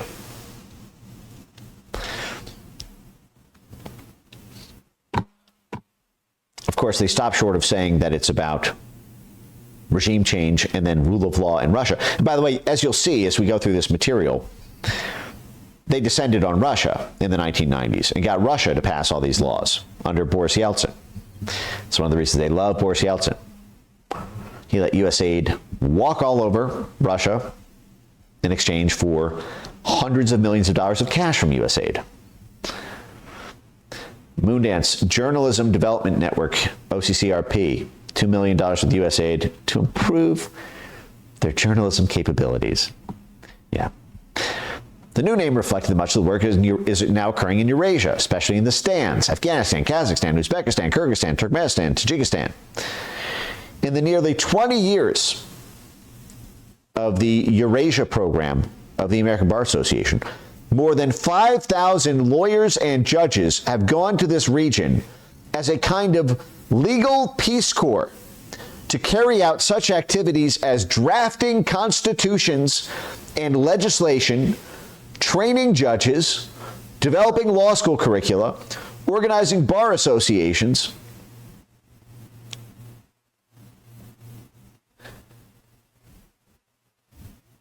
So we're drafting their constitutions. We're writing their laws through their legislature. We're training their judges. We're teaching their law schools. We're creating their bar associations. We're organizing their bar associations that even allow someone to practice law in foreign countries. The whole thing, top to bottom, controlled by USAID and the U.S. State Department.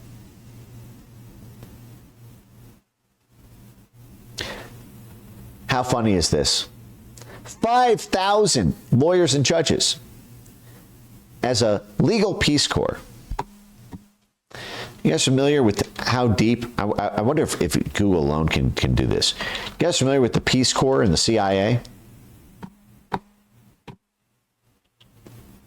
They got in so much trouble about this, about the Peace Corps being a front for the CIA. They got in so much fucking trouble over this over the years that they now have a strict policy of barring anyone who's worked for the CIA from being in the Peace Corps. Think about that. So you know what they do? They're just USAID. So they're just CIA under the name USAID. Okay? There is a myth about the Peace Corps being a front for the CIA. Remember, the ABA, this is a legal Peace Corps. While certain front organizations have been created, this is so funny. Article alleges, this is from CIA.gov, CIA use of Peace Corps personnel. Every morning, a solid stream of employees pours into a quiet Lafayette Street not far from the White House. Then that stream is swallowed up by what appears to be a completely unremarkable building. It seems that way only at first glance. Extending from that building, where several hundred people are employed, are invisible threads to 55 developing countries. This is the headquarters of the American Peace Corps, which is entrusted with extremely responsible tasks. In the jungles of Africa or Latin America, in the mountain villages hidden high in the Andes or the Himalayas, it is possible to meet a nurse, doctor, teacher, or other specialists from the United States. They were sent by the Peace Corps. These fine young men are ready, according to the American press, to share the difficult life of the peoples in the Third World and have a noble desire to help them. But it's a strange thing. Before being sent to a certain country, every one of the young people who are seized with that noble desire was the object of the most careful study in the building on Lafayette Street. After a check has been made of their mental and physical capabilities, every one of them has to fill out a questionnaire. It contains 136 questions. The answers are carefully checked by the FBI.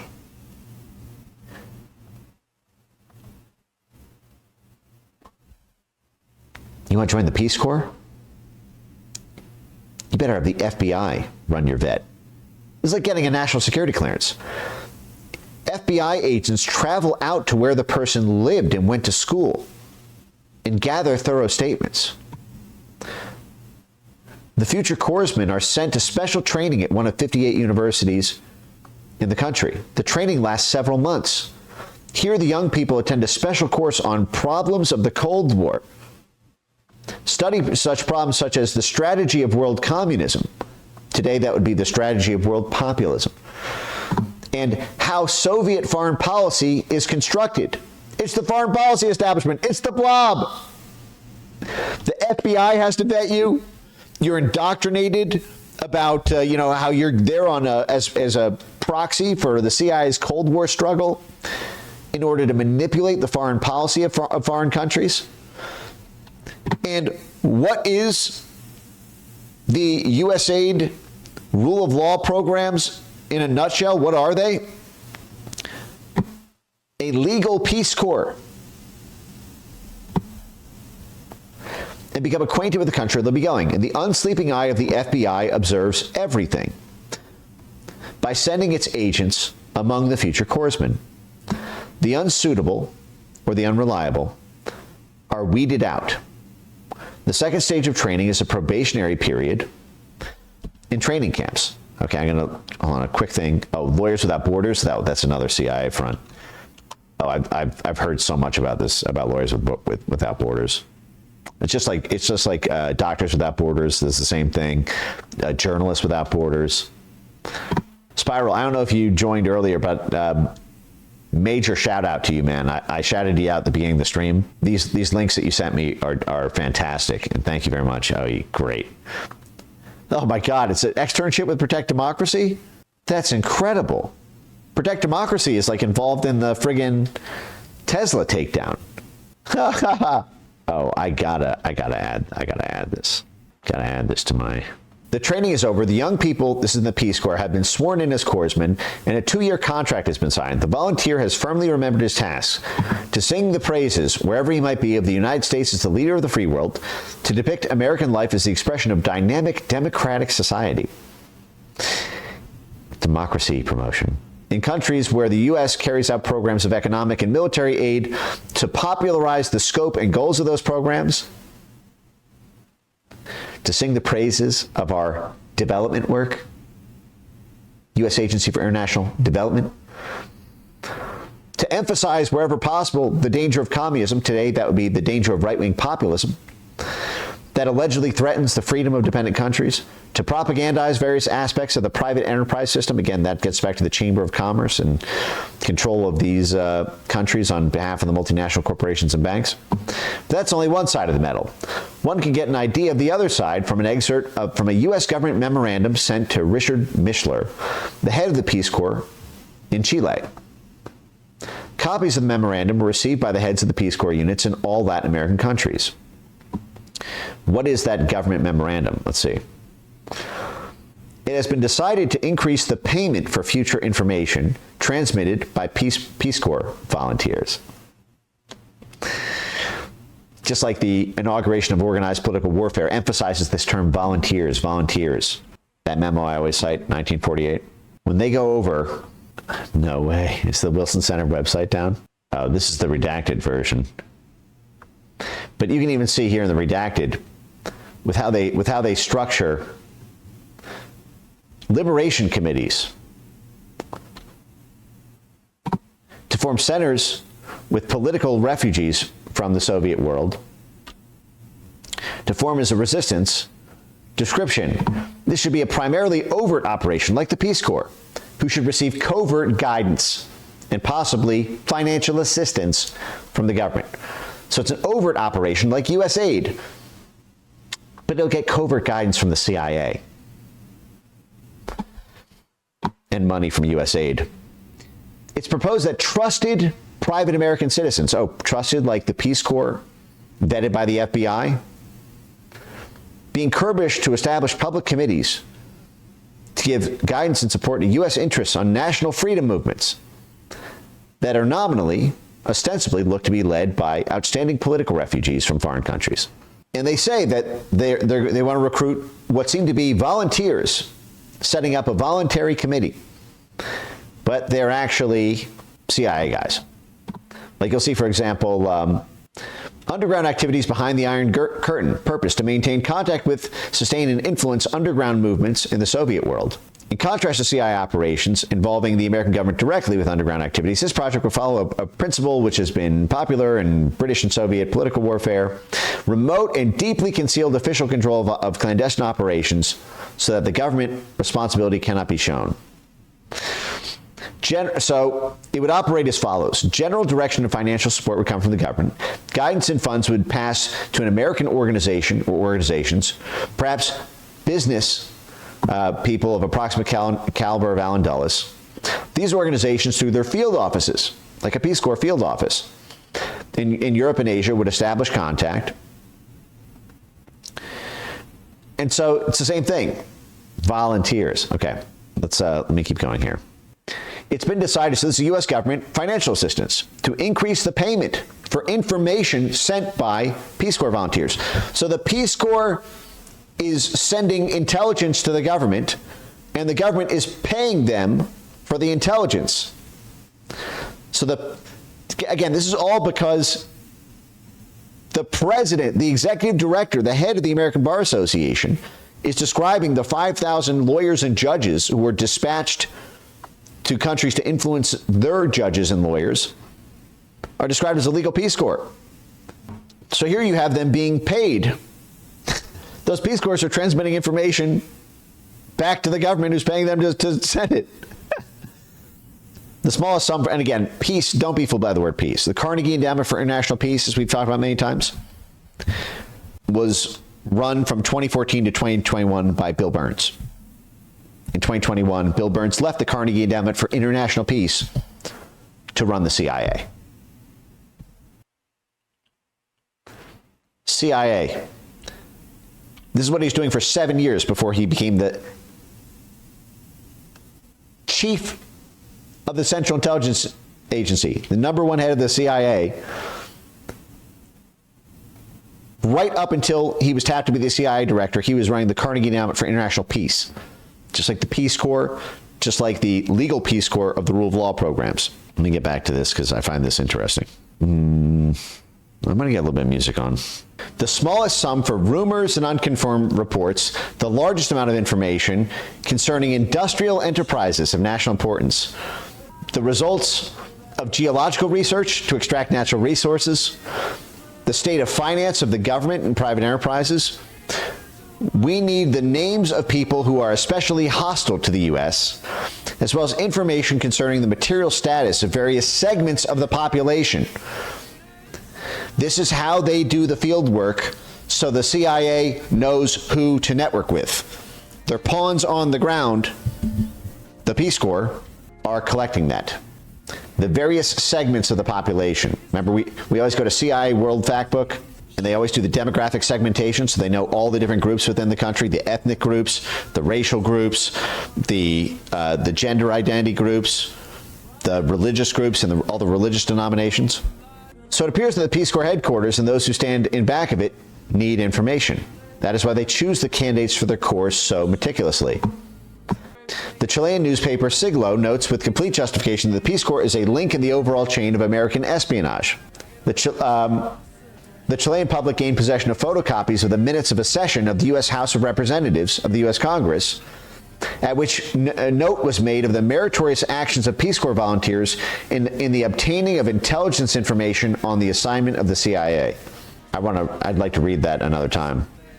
Even though caught red-handed, so basically the Chilean government says that they got minutes where the Peace Corps was working directly with the CIA. They carry out prospecting operations looking for mineral wealth.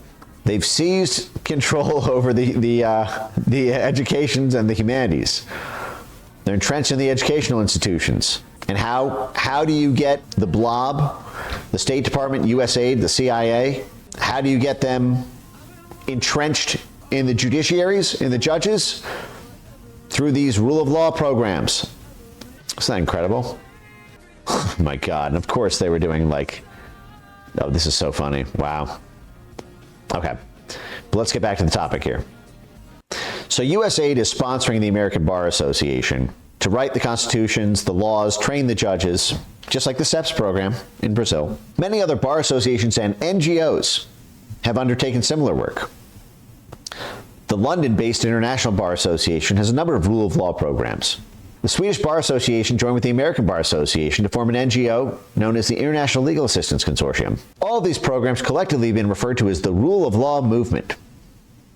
Just remember this every time you hear that phrase, rule of law, coming from Norm Eisen, the head of the State Department for all things Czech Republic, which was one of the early rule of law programs from USAID. A threshold question, as we begin this symposium, is what do we mean by the words rule of law? It's a phrase that has been used with increasing frequency in recent years. This is in 2009, he wrote this. The words are often invoked to support a variety of political agendas. Gee, you don't fucking say.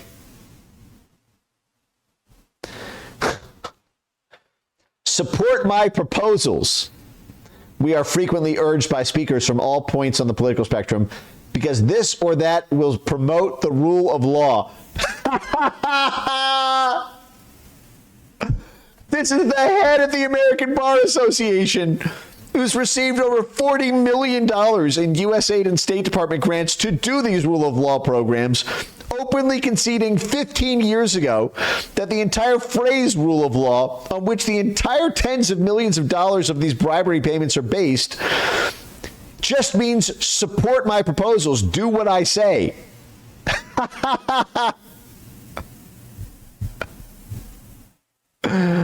Oh, that is hysterical.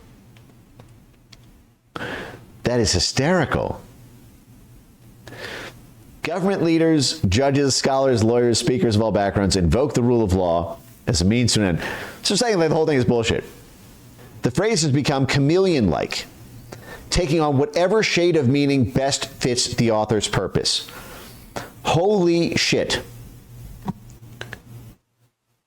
This is the head of the American Bar Association running these programs, saying this term that we are all hearing constantly as today, 16 years after this was published, as the justification for having rogue district court judges shut down executive decision-making impacting hundreds of millions of people.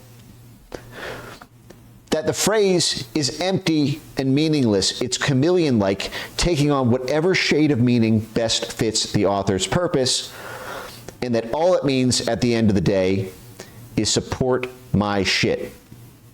Do what I say. Isn't that amazing? That this is coming from the head of the American Bar Association?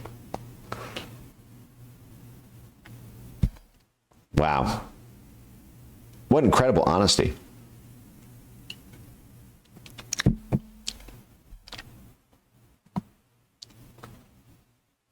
Let's see, do they settle on a definition? I love how they suddenly become Austrian economists. Again, this gets back to no blob, no pencils. Right? This is why the CIA loved Milton Friedman. So they will need a rule of law program in Ukraine soon? Justin, dude, they've had rule of law programs in Ukraine since the 1990s. That's how it got so bad in Ukraine. They have hundreds of millions of dollars to spend on rule of law programs in Ukraine. Just run a Google search for USAID rule of law Ukraine. Like just a straight up Google search. I'll do it for you right now if you want. USAID Ukraine rule of law and human rights. Developing the rule of law in Ukraine.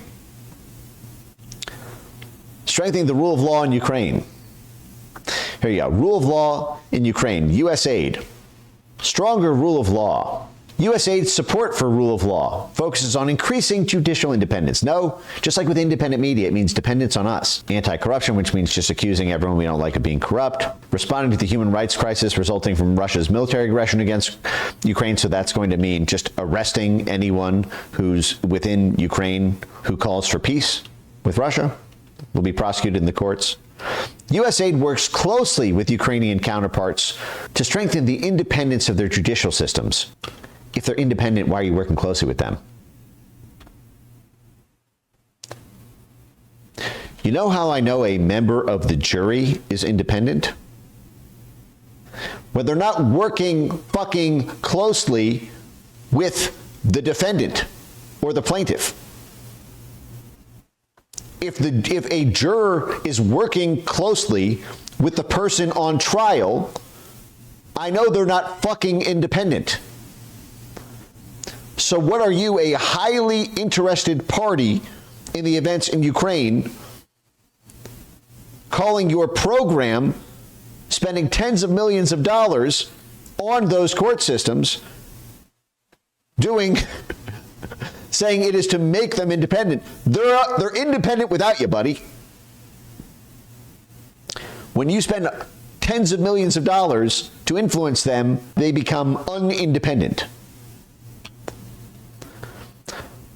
All activity supports a network of 7 community justice centers across Ukraine. They provide legal aid to internally displaced persons. They support the Ukraine's Ministry of Justice, Ministry of Foreign Affairs, and Office of the Prosecutor General to more effectively respond to legal and human rights issues stemming from Russia's aggression.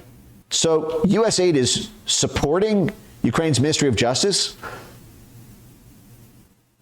What do you mean supporting? Financially supporting? You're paying them? You pay the budget of their Justice Department? What does that mean? What do you mean supporting? The Justice Department receives $47 billion in its budget.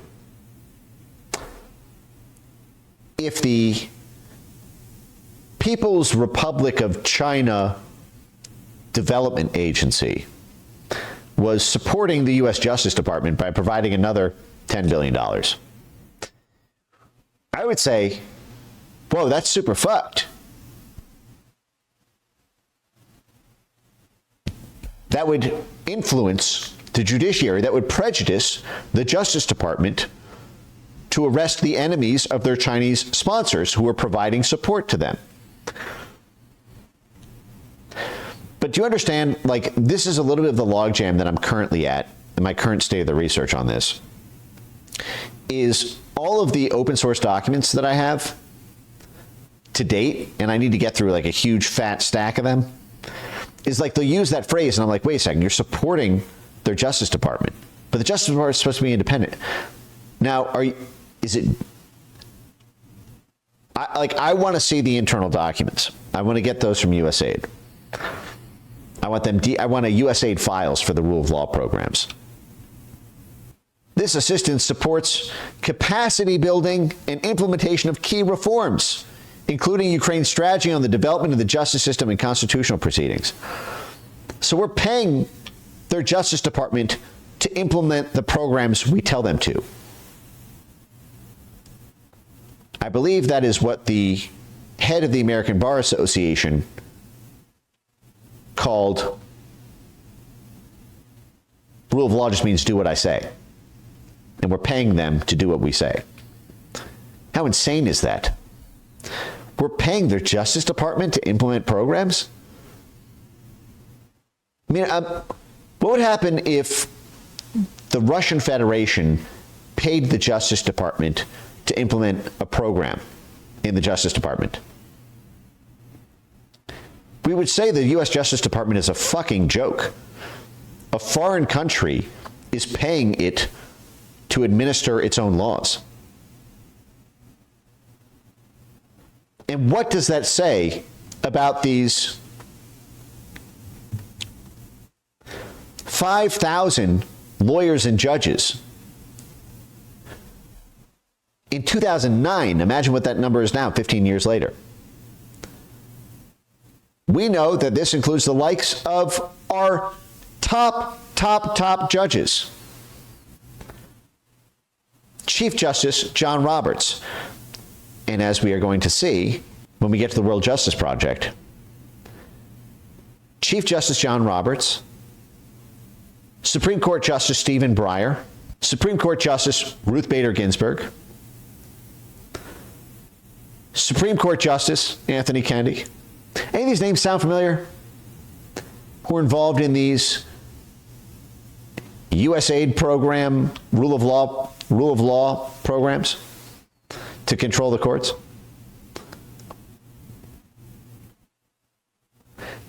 Any of these sound familiar? They're the most famous fucking Supreme Court judges in the country. And they're all in on it.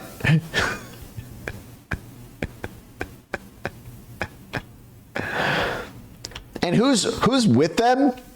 Who's tied up in a knot with the Supreme Court justices who are doing these CIA rule of law programs? Again, that is John Roberts with Norm Eisen, Stephen Breyer from the Supreme Court, Ruth Bader Ginsburg from the Supreme Court, Anthony Kennedy from the Supreme Court. And who's with them? Bill Clinton's Secretary of State, the head of the State Department, Madeleine Albright. James Baker, Secretary of State, and the president of the AFL-CIO? I'm sorry, what? Come again. The rule of law program, we're going to get to this World Justice Project. I'm sorry. One of these things is not like the other. The chairman of British Petroleum, the biggest oil company in London, what are you doing here on the board of the rule of law programs to control foreign countries' entire prosecutors, judges, and court systems?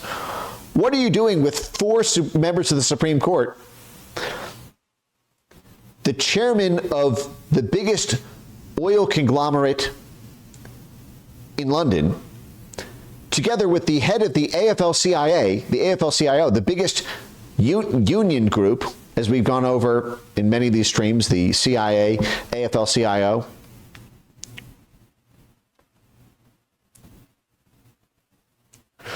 As well as the Supreme Court from Pakistan, back to Pakistan, the International Trade Union Confederation, another one of these, union groups. I'm sorry, what the fuck do you know about the law? You're representing a trade union. You're not even... You see what I'm saying? We're gonna get to this. Okay, but that comes a little bit later in the story. The last 20 years have seen a great resurgence. This is in 2009.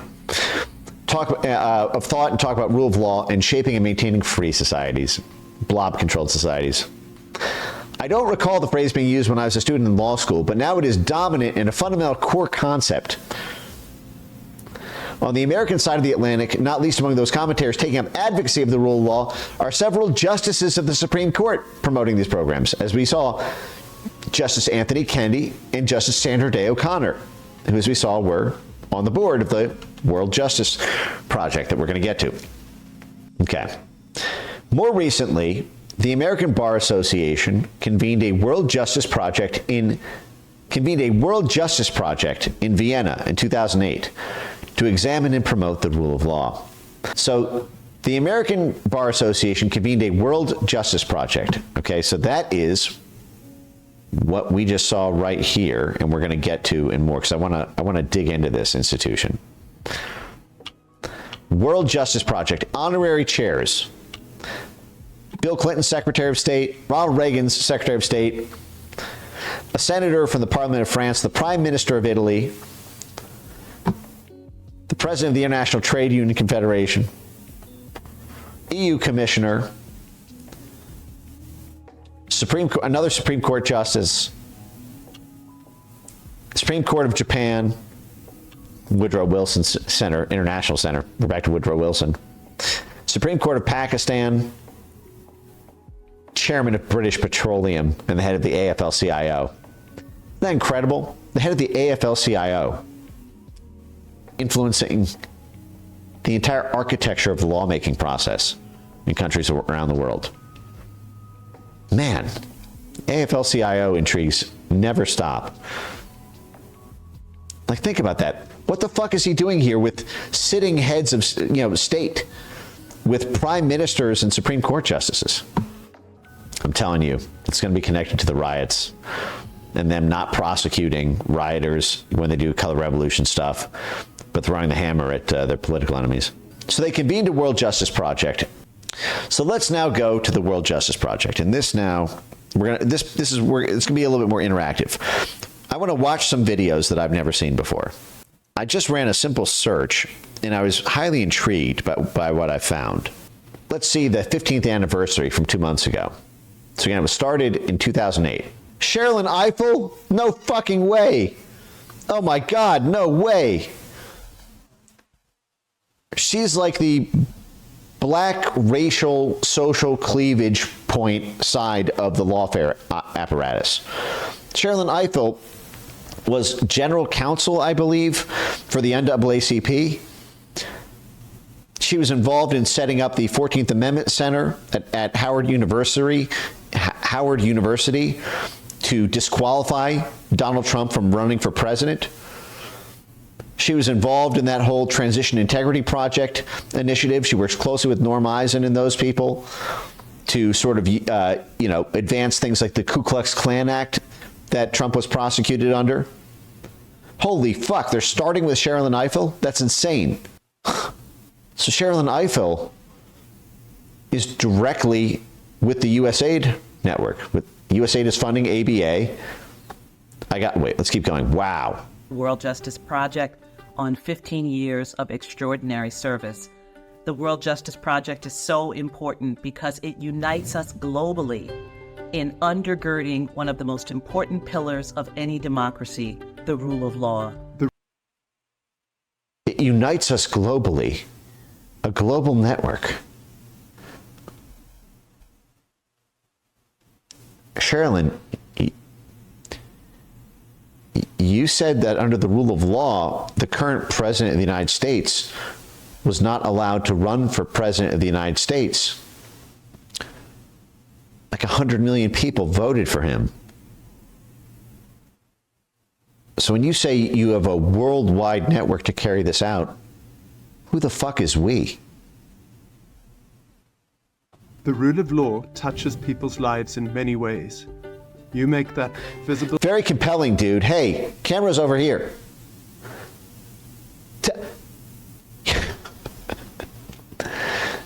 Say it with your chin. What? This guy is like staring off in the middle distance, reciting some teleprompter that's like 30 yards away. What the fuck is this? Like, go back to this guy. People's lives in many ways. Of any democracy. How is this your take? You know you can re-record the video, bro. The rule of law touches people's lives in many ways. Dude, you sold me on it. I'm convinced. Shit, I'll give up my Constitution. Yeah, you're right. I guess the First Amendment of the Constitution is illegal under the Constitution.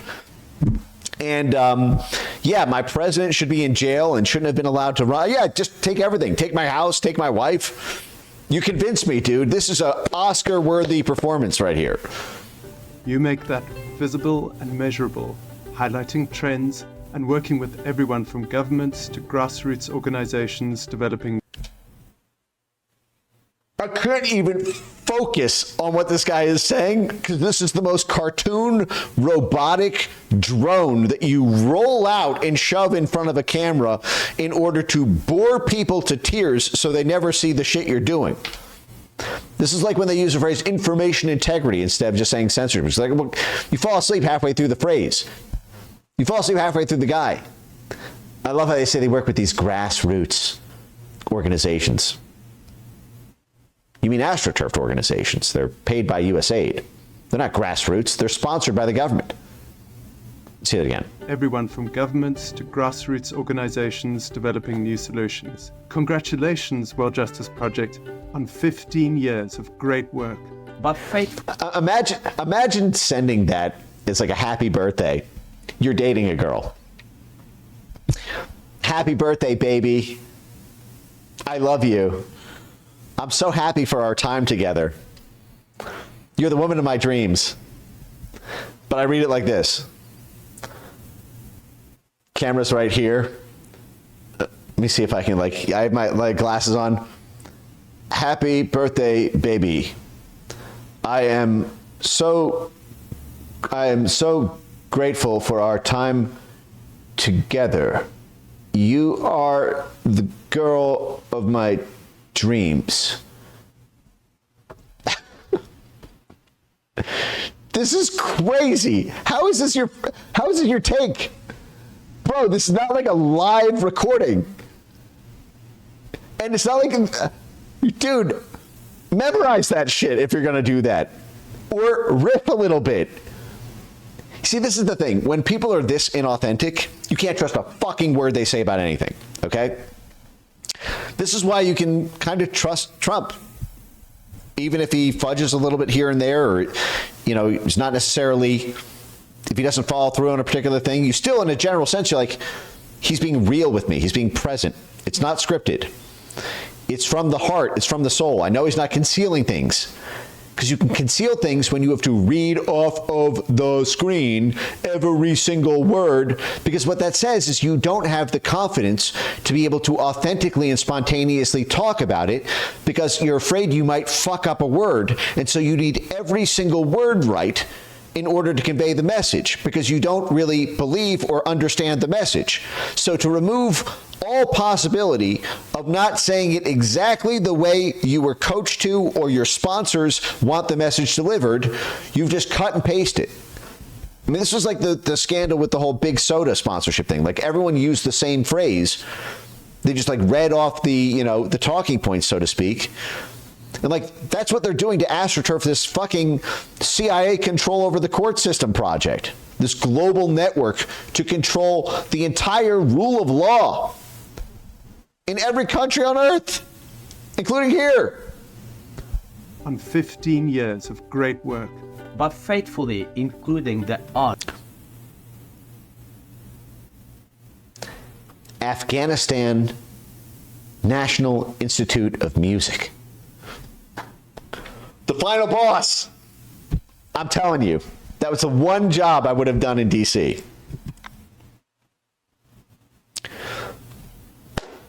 I didn't want to be head of the CIA. Secretary of State, Secretary of DHS, Administrator of USAID. No, I wanted to be Secretary of Music. And this guy fucking took my job in Afghanistan. A little curious, though, if you don't mind my asking. How does the Afghanistan National Institute of Music director get this role alongside two secretaries of state, the former Prime Minister of Italy, the former the Supreme Court of Pakistan, the Supreme Court of Japan, the Secretary of Education, President of Bulgaria, Chairman of British Petroleum, and the AFL-CIO? Well, you know the answer. We've talked about this, right? Arts and culture. And in fact, there's a really interesting thing that we'll see here on artists and the rule of law, because they want to, quote, protect free expression for the artists so that they can sing songs about, you know, overthrowing the government and things like this, like they did in Bangladesh when IRI sponsored the Bangladeshi rappers. When Pussy Riot, who was sponsored by USAID and housed by the National Endowment for Democracy, when they were writing the revolution songs to overthrow the government of Russia, they want their USAID pawns, their artist expression, just like they, you know, were paying the graffiti artists to spray paint the Berlin Wall with pro-US messages, and they did the same thing in Hong Kong. That's why you have the musicians in these CIA rule of law networks, because they want the judges to let them go for crimes. They want the now listen, if it was just that, I would support it, because I actually do believe that, you know, if you're not promoting violence, then I'm a free speech maximalist on these things. But the fact is, they're doing it for completely cynical purposes. And they're promoting censorship on the other side of it. They're saying it's not rule of law unless you have counter disinformation programs. So they don't believe a fucking word of it. But just to show you how deeply entrenched this is, let's keep going. Us and freedom of artistic expression in your activities. And there it is. He just literally, once again, I was like, hey, I bet it's probably because they want to protect expression for these dissidents. This is so funny. And remember, as we played many times, Miles Copeland, the manager for Sting and REM, was summoned to the Pentagon 3 times to organize music events in Afghanistan and in Iraq, getting the artists to all echo blob propaganda. To highlight the vital truth that cultural rights are human rights. Thank you very much for your... There's another guy who's like, this guy's rubbernecking. This guy is looking at the screen side to side like a friggin' supermodel just walked by. Look at this. Thank you very much for your unwavering commitment and leadership in fostering a more just and equitable world. Look how fake this is. It's so friggin' fake. None of them can give a heartfelt message. Every single one of them has to read off of the screen for a 20-second congratulations. I mean, this is the 15th anniversary. You're just leaving an anniversary message. You know, when I call my mom and dad to wish them happy anniversary, I don't need to read off a fucking teleprompter for 20 seconds on the voicemail. If you believed in what this institution did, and you supported it, and loved and cherished it, you would say it from the chest. You wouldn't have to go like this, like you're reading some PR statement that from a crisis PR manager when you get in trouble for, you know, getting Me Too'd or something. Yes, my publicist told me to read this message. Happy 15th anniversary, WJP. When it comes to protect the rule of law with data, networks, capacity building, you are one of the most important. Networks and capacity building. So the primary point of World Justice Program is to run money into the networks. That's what capacity building means. building up their capacity, their financial capacity. It means giving them money and then giving them the resources.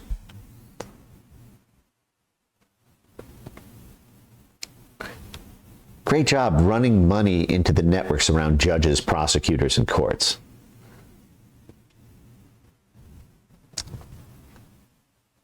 To make them independent? They were independent before you. You've permanently despoiled their independence by running money into their networks. You fucking assholes. Important organizations in the world. So you inspire us, you help us to do a better work in the field. Thank you to everyone involved at the World Justice Project Rule of Law Index. Look at those eyes.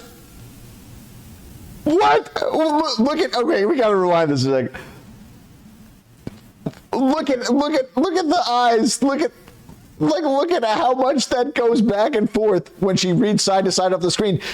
Guys, just make the font smaller and compressed so that when you're reading off of it, you can fake a little bit so your eyes only shift like this much. When I can't even roll my eyes in the back of my head as much as they roll them laterally just to read a happy anniversary statement. Do any of them actually know what this fucking group does? Are you guys even there? Are you a hollow shell? Are you rolled out of a sarcophagus like fucking Nosferatu? You know, when the sun goes down to read the statement out? Were you even awake for the past 15 years while this institution was doing what it does? How come none of you can speak about it off the cuff?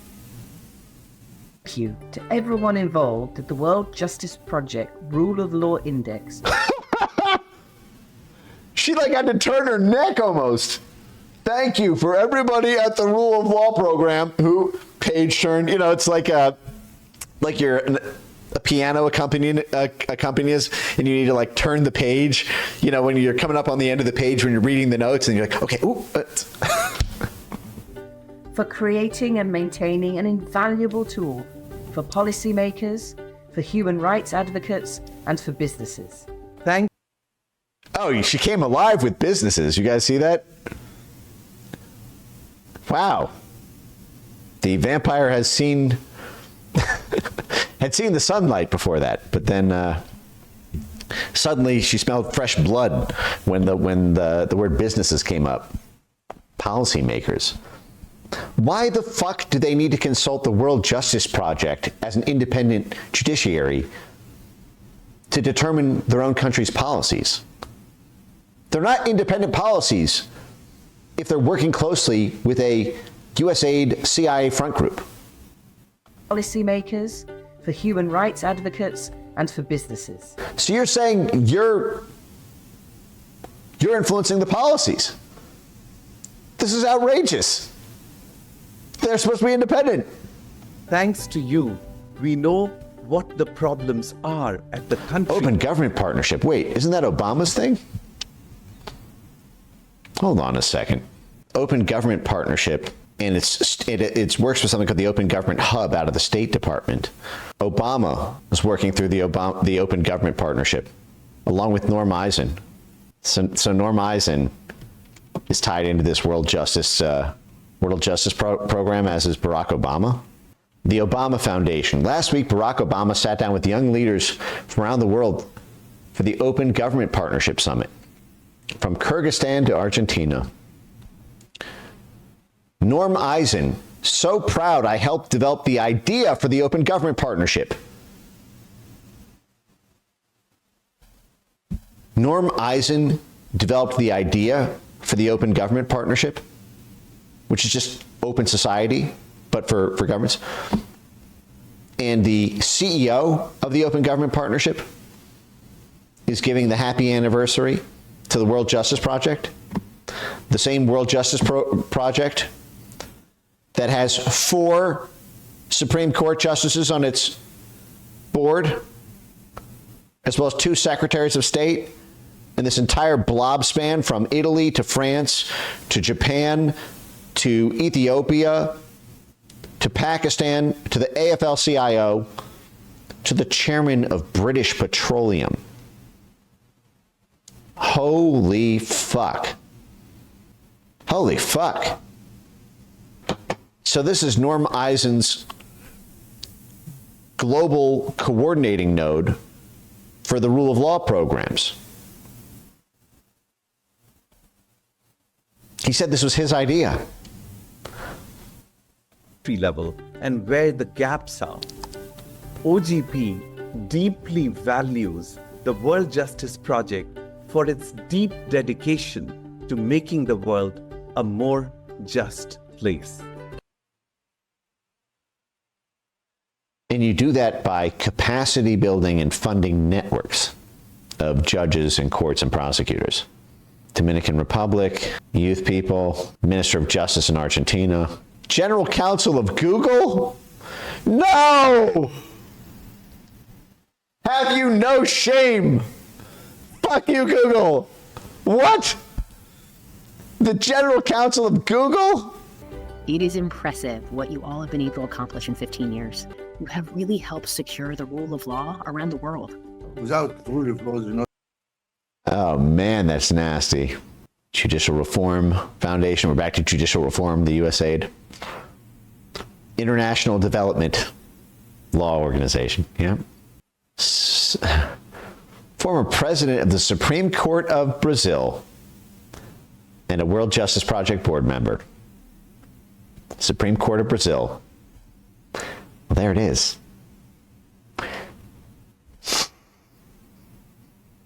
This is, this is yet another way that they are talking to the judges and telling them what policies should be allowed and not allowed in the country. And then they go out and make rulings based on those policies that they're consulted with in the networks. They're flush with cash because of the State Department and USAID, these CIA back channels. That's incredible. All right, let's keep going. I have a ton more on this I want to get into. Euro voices, I bet that this is going to get, this is, like, think about what just happened in Romania with the rule of law, the court nullifying the election, what just happened in France with the rule of law, arresting, imprisoning, and barring Marine Le Pen from the French election. What's happening with the rule of law with the EU Digital Services Act, the crackdown on free expression.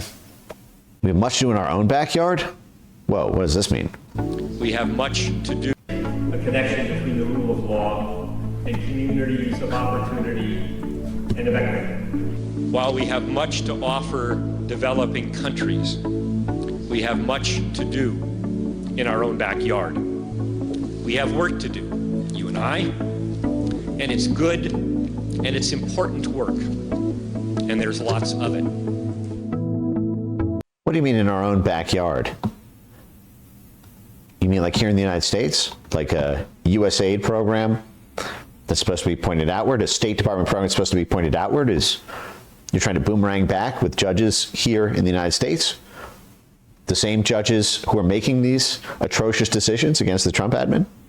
I want to know if Judge Boasberg is involved in this network and those other judges that have been a part of these decisions. The career connection. Oh, let's see. Wow. This is interesting. In March 2018, the World Justice Project was looking for a new executive director. Represent the World Justice Project in communications and relationships with all the octopus of constituencies and partners, including domestic and international supporters, funders, collaborators, scholars, organizations, stakeholders. Advance World Justice Project's 3 lines of business. Okay, so World Justice Project is a for-profit, I guess they said CEO, right? So it's a for-profit business, the World Justice Partnership? 3 lines of business? An NGO would not use that phrase. Let's check on that in a second. I love job descriptions. This is like because it tells you, like, what does the CEO do? Okay, so research and scholarship, which means that just means justifying the policies that we want the judges and the courts to pass. The rule of law index and engagement, strategic engagement, external engagement. That's always like the State Department. That's always like the government agency term for like working with outside groups. Stakeholder engagement, external engagement, strategic engagement, which includes strategic convenings bringing together the network. Let's see. Is it for profit? It's kind of fucked up. Hold on a second. 3 lines of business. It's a nonprofit. Why do they say 3 lines of business? Huh?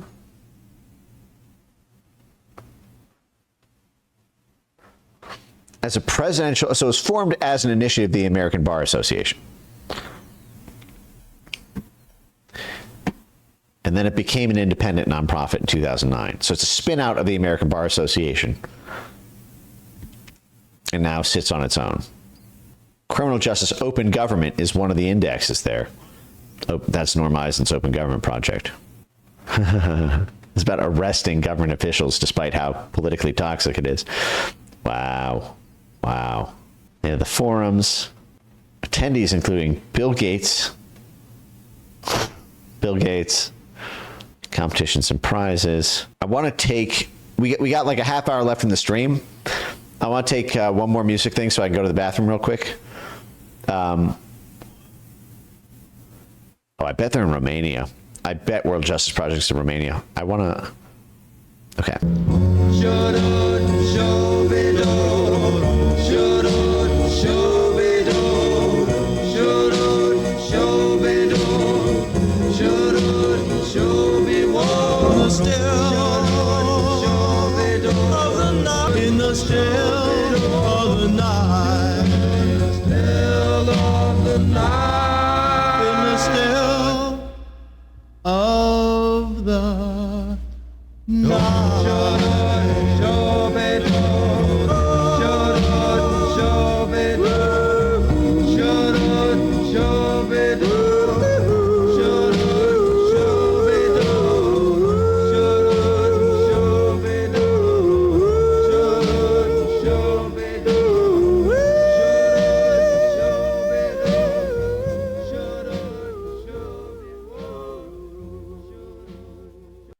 Cool. Thank you for these links, guys. I'm just catching up on the chat.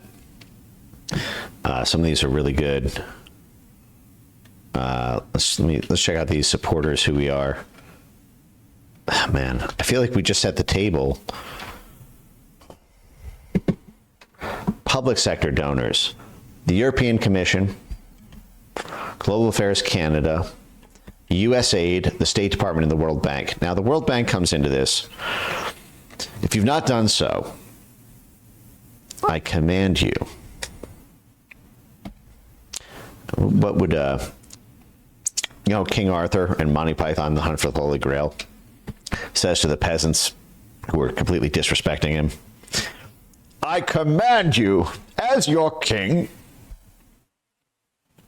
I'm just kidding. You guys can do what you want. And you can revolt against me. You can completely disrespect my joke authority by not doing this. But if you wanna really sharpen your tools, sharpen your blade, hone it in the fires of Mordor, so that you can slay any beast, I highly, highly recommend you read the book Confessions of an Economic Hitman. It's not perfect. Okay, it's not perfect. It's a little bit dated because it's from a long time ago. But this book, Confessions of an Economic Hitman, is really, really fantastic. Now, the guy is like a left-wing guy. You're not going to necessarily love his political viewpoints if you're a Trump supporter. But it is a in-the-field, on-the-ground account of how the World Bank and IMF are used to establish economic control over a country on behalf of the Chamber of Commerce and the multinational corporations.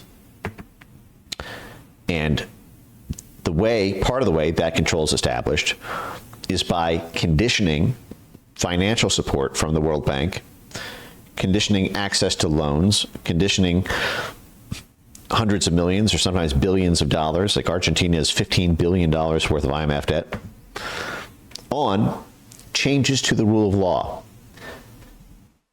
You want the money and you're refusing to do what the State Department says? Well, tough titties. You don't get your World Bank money. You don't get your IMF loan. It's basically like a USAID type function, the same way that Joe Biden threatened the Ukrainian government that they wouldn't get their $1 billion USAID loan unless they fired the prosecutor. Susan, let's see. I love links. I'm a slave for links. Oh, I've seen this before. Yep. This is on CIA.gov. That's so funny. I think you can just get free 169-page books on CIA.gov. I mean, think about that. It's 169 pages. It's on CIA.gov. When was this book written? 1991? So it's still under copyright. Copyright lasts like 75 years.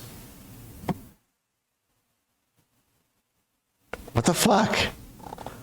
You can't do that. I can't just make a free version of somebody else's book.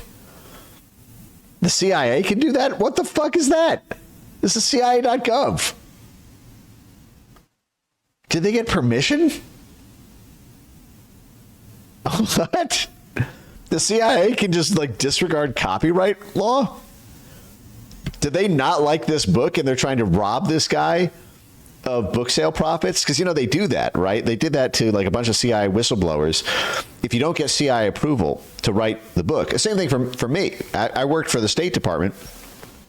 One of my fears for the past 5 years has been the State Department Review Board will not approve my book for political reasons. So it's like hurt my motivation to finish it, because you pour so much time and tears and sweat and blood into every word choice over hundreds of pages. And at the end of the day, the State Department can just say, nope, we don't like what you're saying it. They actually did. If you remember, there was a big controversy with the CIA. CIA COVID origins book withholding. Like the CIA accused of hiding payments to analysts that took monetary incentives to bury COVID. One of these had to do with like a book. They like said, if you don't sign your name to this, like if you don't sign your name to this like intelligence letter, then we won't approve the book that we know you submitted for approval. Isn't it still under copyright? What is yes. It was in materials recovered from Osama bin Laden's compound. The book was first published in 1992 under U.S. copyright law. Yeah, lifetime plus 70 years, because your family should get the royalties or whatever from it. So maybe the CIA gets to publish it because it was in Osama bin Laden's compound. Anyway, the World Bank is another one of the levers, financial levers, for forcing laws to go through. That's why the World Bank is all over the rule of law stuff. You condition the loans unless the government changes its laws. Independent laws, right? Independent judiciary. Except it's if you don't do it, your government will go bankrupt, and you are appointed by your government. Institutional donors: the American Bar Association, the Open Society Foundation. So it's a Soros org. So the World Justice Project is a Soros org. Soros, USAID, State Department, World Bank. Great. Private sector donors: Google, a bunch of law firms like Jones Day, Arnold Perkins Coie, the DNC law firm with a special FBI SCIF, national security clearances, the sort of DNC CIA law firm. Shell Global. Oh, that explains why British Petroleum is on the board. The big oil and gas companies, get the fuck out of here. Writing the laws just like they did in Ukraine. That is insane. Shell, used to be Royal Dutch Shell. That is insane. Shell had a $10 billion deal with Naftogaz, while the IMF and World Bank were cranking the pressure on Ukraine to privatize Naftogaz, to sell it off to private stakeholders. Shell signed a $10 billion deal with them in the run-up to the 2014 Ukraine coup. it's like them and British Petroleum are the two biggest London-based oil and gas companies. So Shell is a donor, and on their board is the chairman of British Petroleum. God damn. There's like three more documents I want to get to. We definitely don't have time to go through like more than one of them.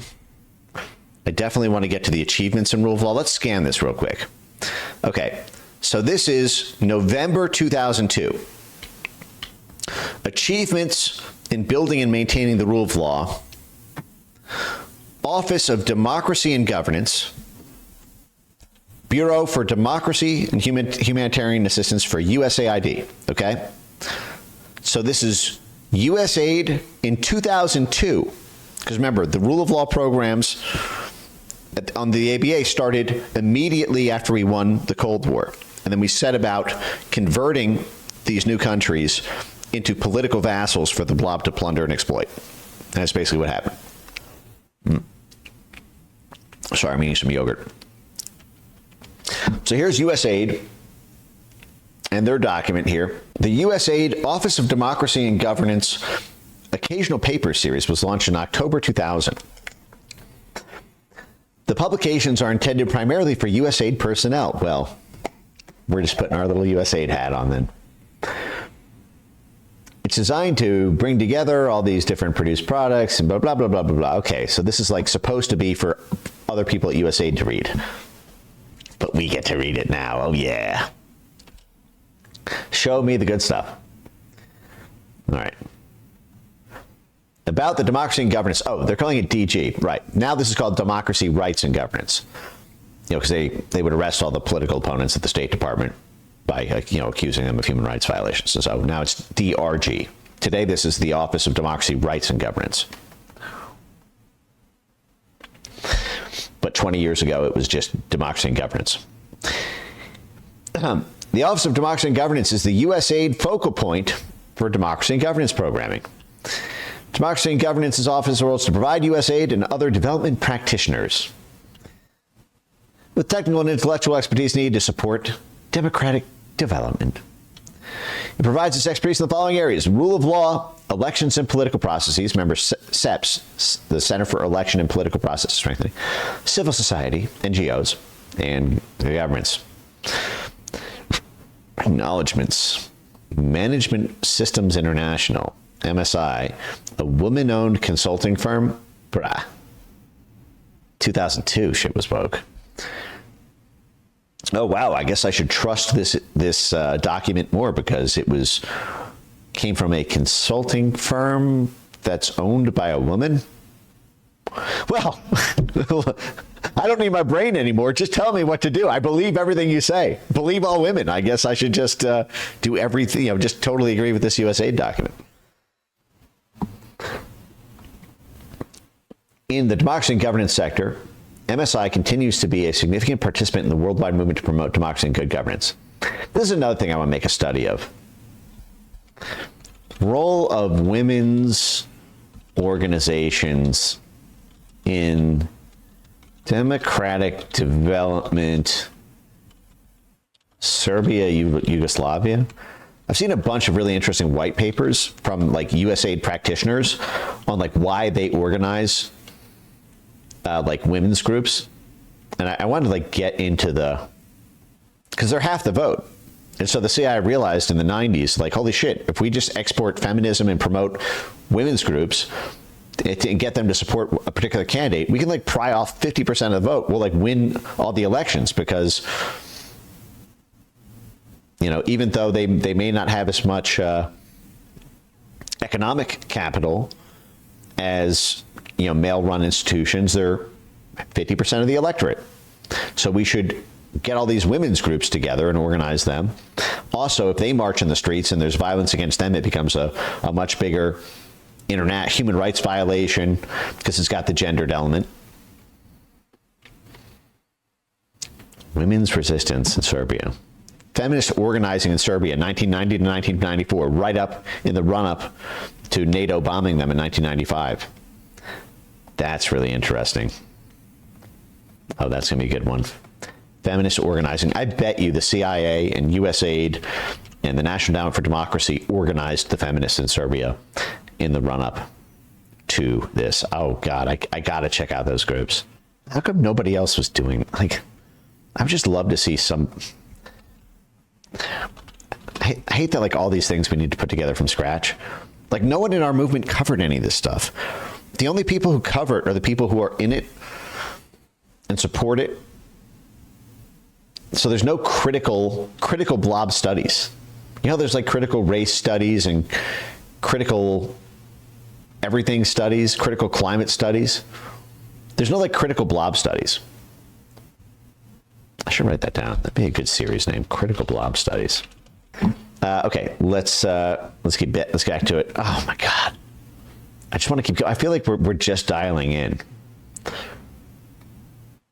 We have some guys. Spiral sent me this one document, which I can't fucking believe. I wanted to get to that. Like in another life, I wanted to start with it, but I felt like I had to set the table.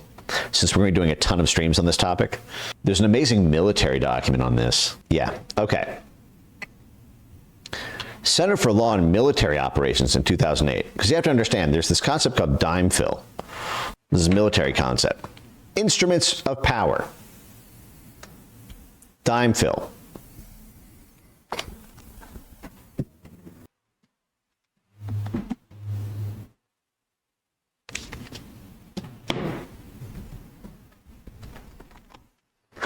These are all instruments of statecraft. Okay? Diplomatic, informational, military, economic, financial, intelligence, and legal. So rule of law plays a critical role in achieving military objectives by getting people who support somebody on the other side of a conflict, people in Ukraine who support Russia, for example, or who argue for neutrality with Russia. It helps our military objective to corrupt Ukraine's judges and prosecutors to arrest those people. Every Putin supporter in Ukraine who gets arrested in Ukraine is one enemy combatant neutralized for the U.S. military. So there is a military role in rule of law. There's a military interest in it. This is how you see these Pentagon webs lacing through this whole thing. Okay? So let me just show you a quick thing in the table of contents, okay? U.S. policy and players, interagency coordination. U.S. government agencies involved in rule of law. The State Department, USAID, DOJ, and DOD. And the CIA. As we saw in the JFK files, with the CIA back-channeling with Mexican prosecutors to arrest someone in the Mexican embassy to question them about Lee Harvey Oswald. So again, this is just the blob. Remember our Triforce around the blob. State Department, USAID, DOD, with DOJ in the middle there. And who else is on the list? The U.S. Embassy and the U.S. Institute of Peace. And then on the international stage, the UN, the IMF, the World Bank, and NATO. Rule of law. This is who's pushing down on the judges, pushing down on the courts. This is everyone I talk about. The NGOs, NATO, World Bank, IMF, the U.S. Institute of Peace, which I made famous last year, and on Joe Rogan, and then they had their doors kicked in by federal police when they refused to allow Doge or the Trump administration into the building. Major scandal. They were funding the Taliban while lobbying the Taliban to keep 95% of the world's heroin flowing. And they are running the judges. And you'll see here, actually, let's go to that section. So again, the main actors involved are the State Department, USAID, DOJ, DOD, and the U.S. Institute of Peace. 35 mentions of U.S. Institute of Peace in here. Partners directly with the State Department to manage rule of law programs in Pakistan, Kosovo, Haiti, Liberia, Sudan, and Lebanon. Holy shit. These are all terrorist zones. This is U.S. Institute of Peace, who is funding the terrorists, funding the Taliban, and telling them to keep the narcotics trade open when the Taliban moved to shut it down. Holy shit. And they're the ones working with the judges and the prosecutors. U.S. Institute of Peace. U.S. Institute of Peace thinks, acts, teaches, and trains. Research. Hands-on support. Oh, I bet it's very hands-on. U.S. Institute of Peace provides on-the-ground operational support in zones of conflict. Afghanistan, Bosnia, Kosovo, Iraq, Liberia, Philippines, Rwanda, Sudan, and the Palestinian territories. The U.S. Institute of Peace staff and grantees are heavily involved in promoting the rule of law. I love this one. This is like my favorite line. I actually took a screenshot of this on my phone for the stream, and I wanted to do a big riff on this. I cannot emphasize this enough. This is super duper important.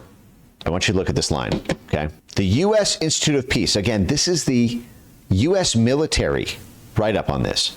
The U.S. Institute of Peace premise is that adherence to the rule of law entails far more than the mechanical application of static legal technicalities.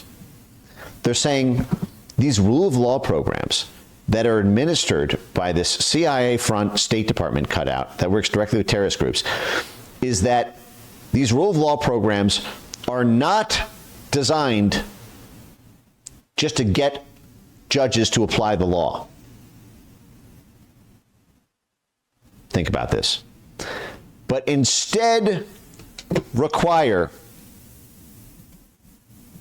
my eyes popped when I saw this off the page, that they print this in a U.S. military document, instead requires an evolutionary search for those institutions that will best bring about stability through justice. And you guys remember what stability means. As we went over, for example, NED, the Journal of Democracy, Poland, Dismantling Populism. What is stability? This is, again, a NED publication. You paid for it by giving $400 million to NED, and this is NED's in-house journal, NED, the CIA front group. They say that to stamp out populism, the new government of Poland, which just narrowly turned over the government in a razor-close vote from the pro-Trump party to the pro-NATO blob party, to stamp out populism and ensure that there's no return to power for the populist group. To stamp out populism, we need transitional justice to close the book on the party that was just in power, the Trump-aligned party. And they even to stabilize the political system and ensure that populism does not return in the next election. Prime Minister Tusk and his coalition government must stabilize the political system to ensure that the democratically elected government that in a nail-biter election just lost the prime ministership cannot win ever again in the future. That's what democratic stability means. Stabilizing because it's one-party rule. No one can challenge the blob unless they get thrown in jail. The objective, stability. And they even give a list of names. The project of putting the PIS party was the pro-Trump party in Poland that was in power until this past election. The project of putting popular Trump-aligned Polish politicians on trial has legal and political dimensions. The project, this is a CIA project, a NED project of putting popular politicians there on trial, just like they did to Trump, just like they did to Bolsonaro, just like they did to Marine Le Pen, just like they did to Imran Khan, just like they did to Matteo Salvini. It's a project, not an independent judiciary. So they want to put the head of the party on trial. They want to put the judges on trial.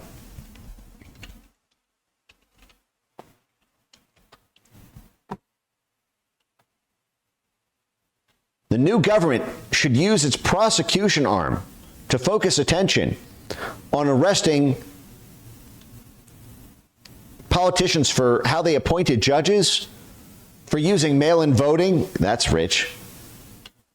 Naturally, the leader of the Law and Justice Party should be held responsible, but legally proving allegations against him would be difficult. Shit, he didn't commit any crimes. Naturally, we want to arrest him, but we can't think of any good crimes that he'd be guilty of. This is Ned, the kissing cousin and constant companion star of USAID and the State Department, funded entirely by the State Department. That's what stability means, to bring about stability through justice. Arresting anyone who opposes our puppet president that we install. And again, what they're saying here is it's not about getting judges to fairly interpret the law. No, it is about an evolutionary search to surround the judges with institutions that tell the judges what to do. Institutions like the American Bar Association, institutions like the World Justice Project, institutions like the USAID's Democracy, Rights, and Governance branch. That's what that means. They're literally saying the purpose of the training is not to get the judges to enforce the law, but rather to get the judges to be influenced by our USAID-sponsored CIA front group cabal of Norm Eisen types constantly in their ear, telling them who to arrest, what laws to overturn, and who to let get away with murder if they riot in the streets against a government that they want ousted from power. Isn't that incredible? So the U.S. Institute of Peace places a particular emphasis on constitution making. They draft the constitutions in these countries, the U.S. Institute of Peace. Imagine if the United States Constitution was drafted by the Chinese Ministry of Foreign Affairs. What if China just said, you know what, we're going to write a new amendment, a constitutional amendment for you guys as part of our rule of law program. U.S. Institute of Peace activities in Iraq and Afghanistan focused on four major areas to build up the judges in Iraq. First, they provided substantial assistance during the constitution-making process, convening meetings of senior legal advisors like Norm Eisen, which that whole flock, which allowed Iraqi government officials to talk. They created an Iraqi committee on judicial independence. So yeah, you need a committee on that. Key policymakers. Finally, U.S. Institute of Peace emphasized the importance of transitional justice, arresting any sympathizers with Saddam Hussein, who we lied and framed about having weapons of mass destruction, a straight-up lie that we used as the basis to declare war on them. A straight-up lie. Lied in the faces of 300 million Americans and the entire world community. Transitional justice. Arresting all of the sympathizers. That's what they focus on. Transitional justice. The exact thing that I've talked about 100 times, talked about it on Rogan, talked about on Tucker, did tons of streams with you guys on this. Transitional justice. 11 times in this blueprint. Let's arrest the former president so that he can't run again, even though we can't think of a crime he committed. That's what transitional justice is. Transitional justice, transitional justice. Transitional justice in Poland today. Transitional justice in Afghanistan. Okay, so we're coming up on the 4-hour mark, and it needs to be under 4 hours to upload this to X. So to be continued. We'll continue this next week. We've just begun to dig into this topic. We'll probably be spending 30 hours in this space. So let's end with, I don't know, some more oldies. I don't know why this is in my head.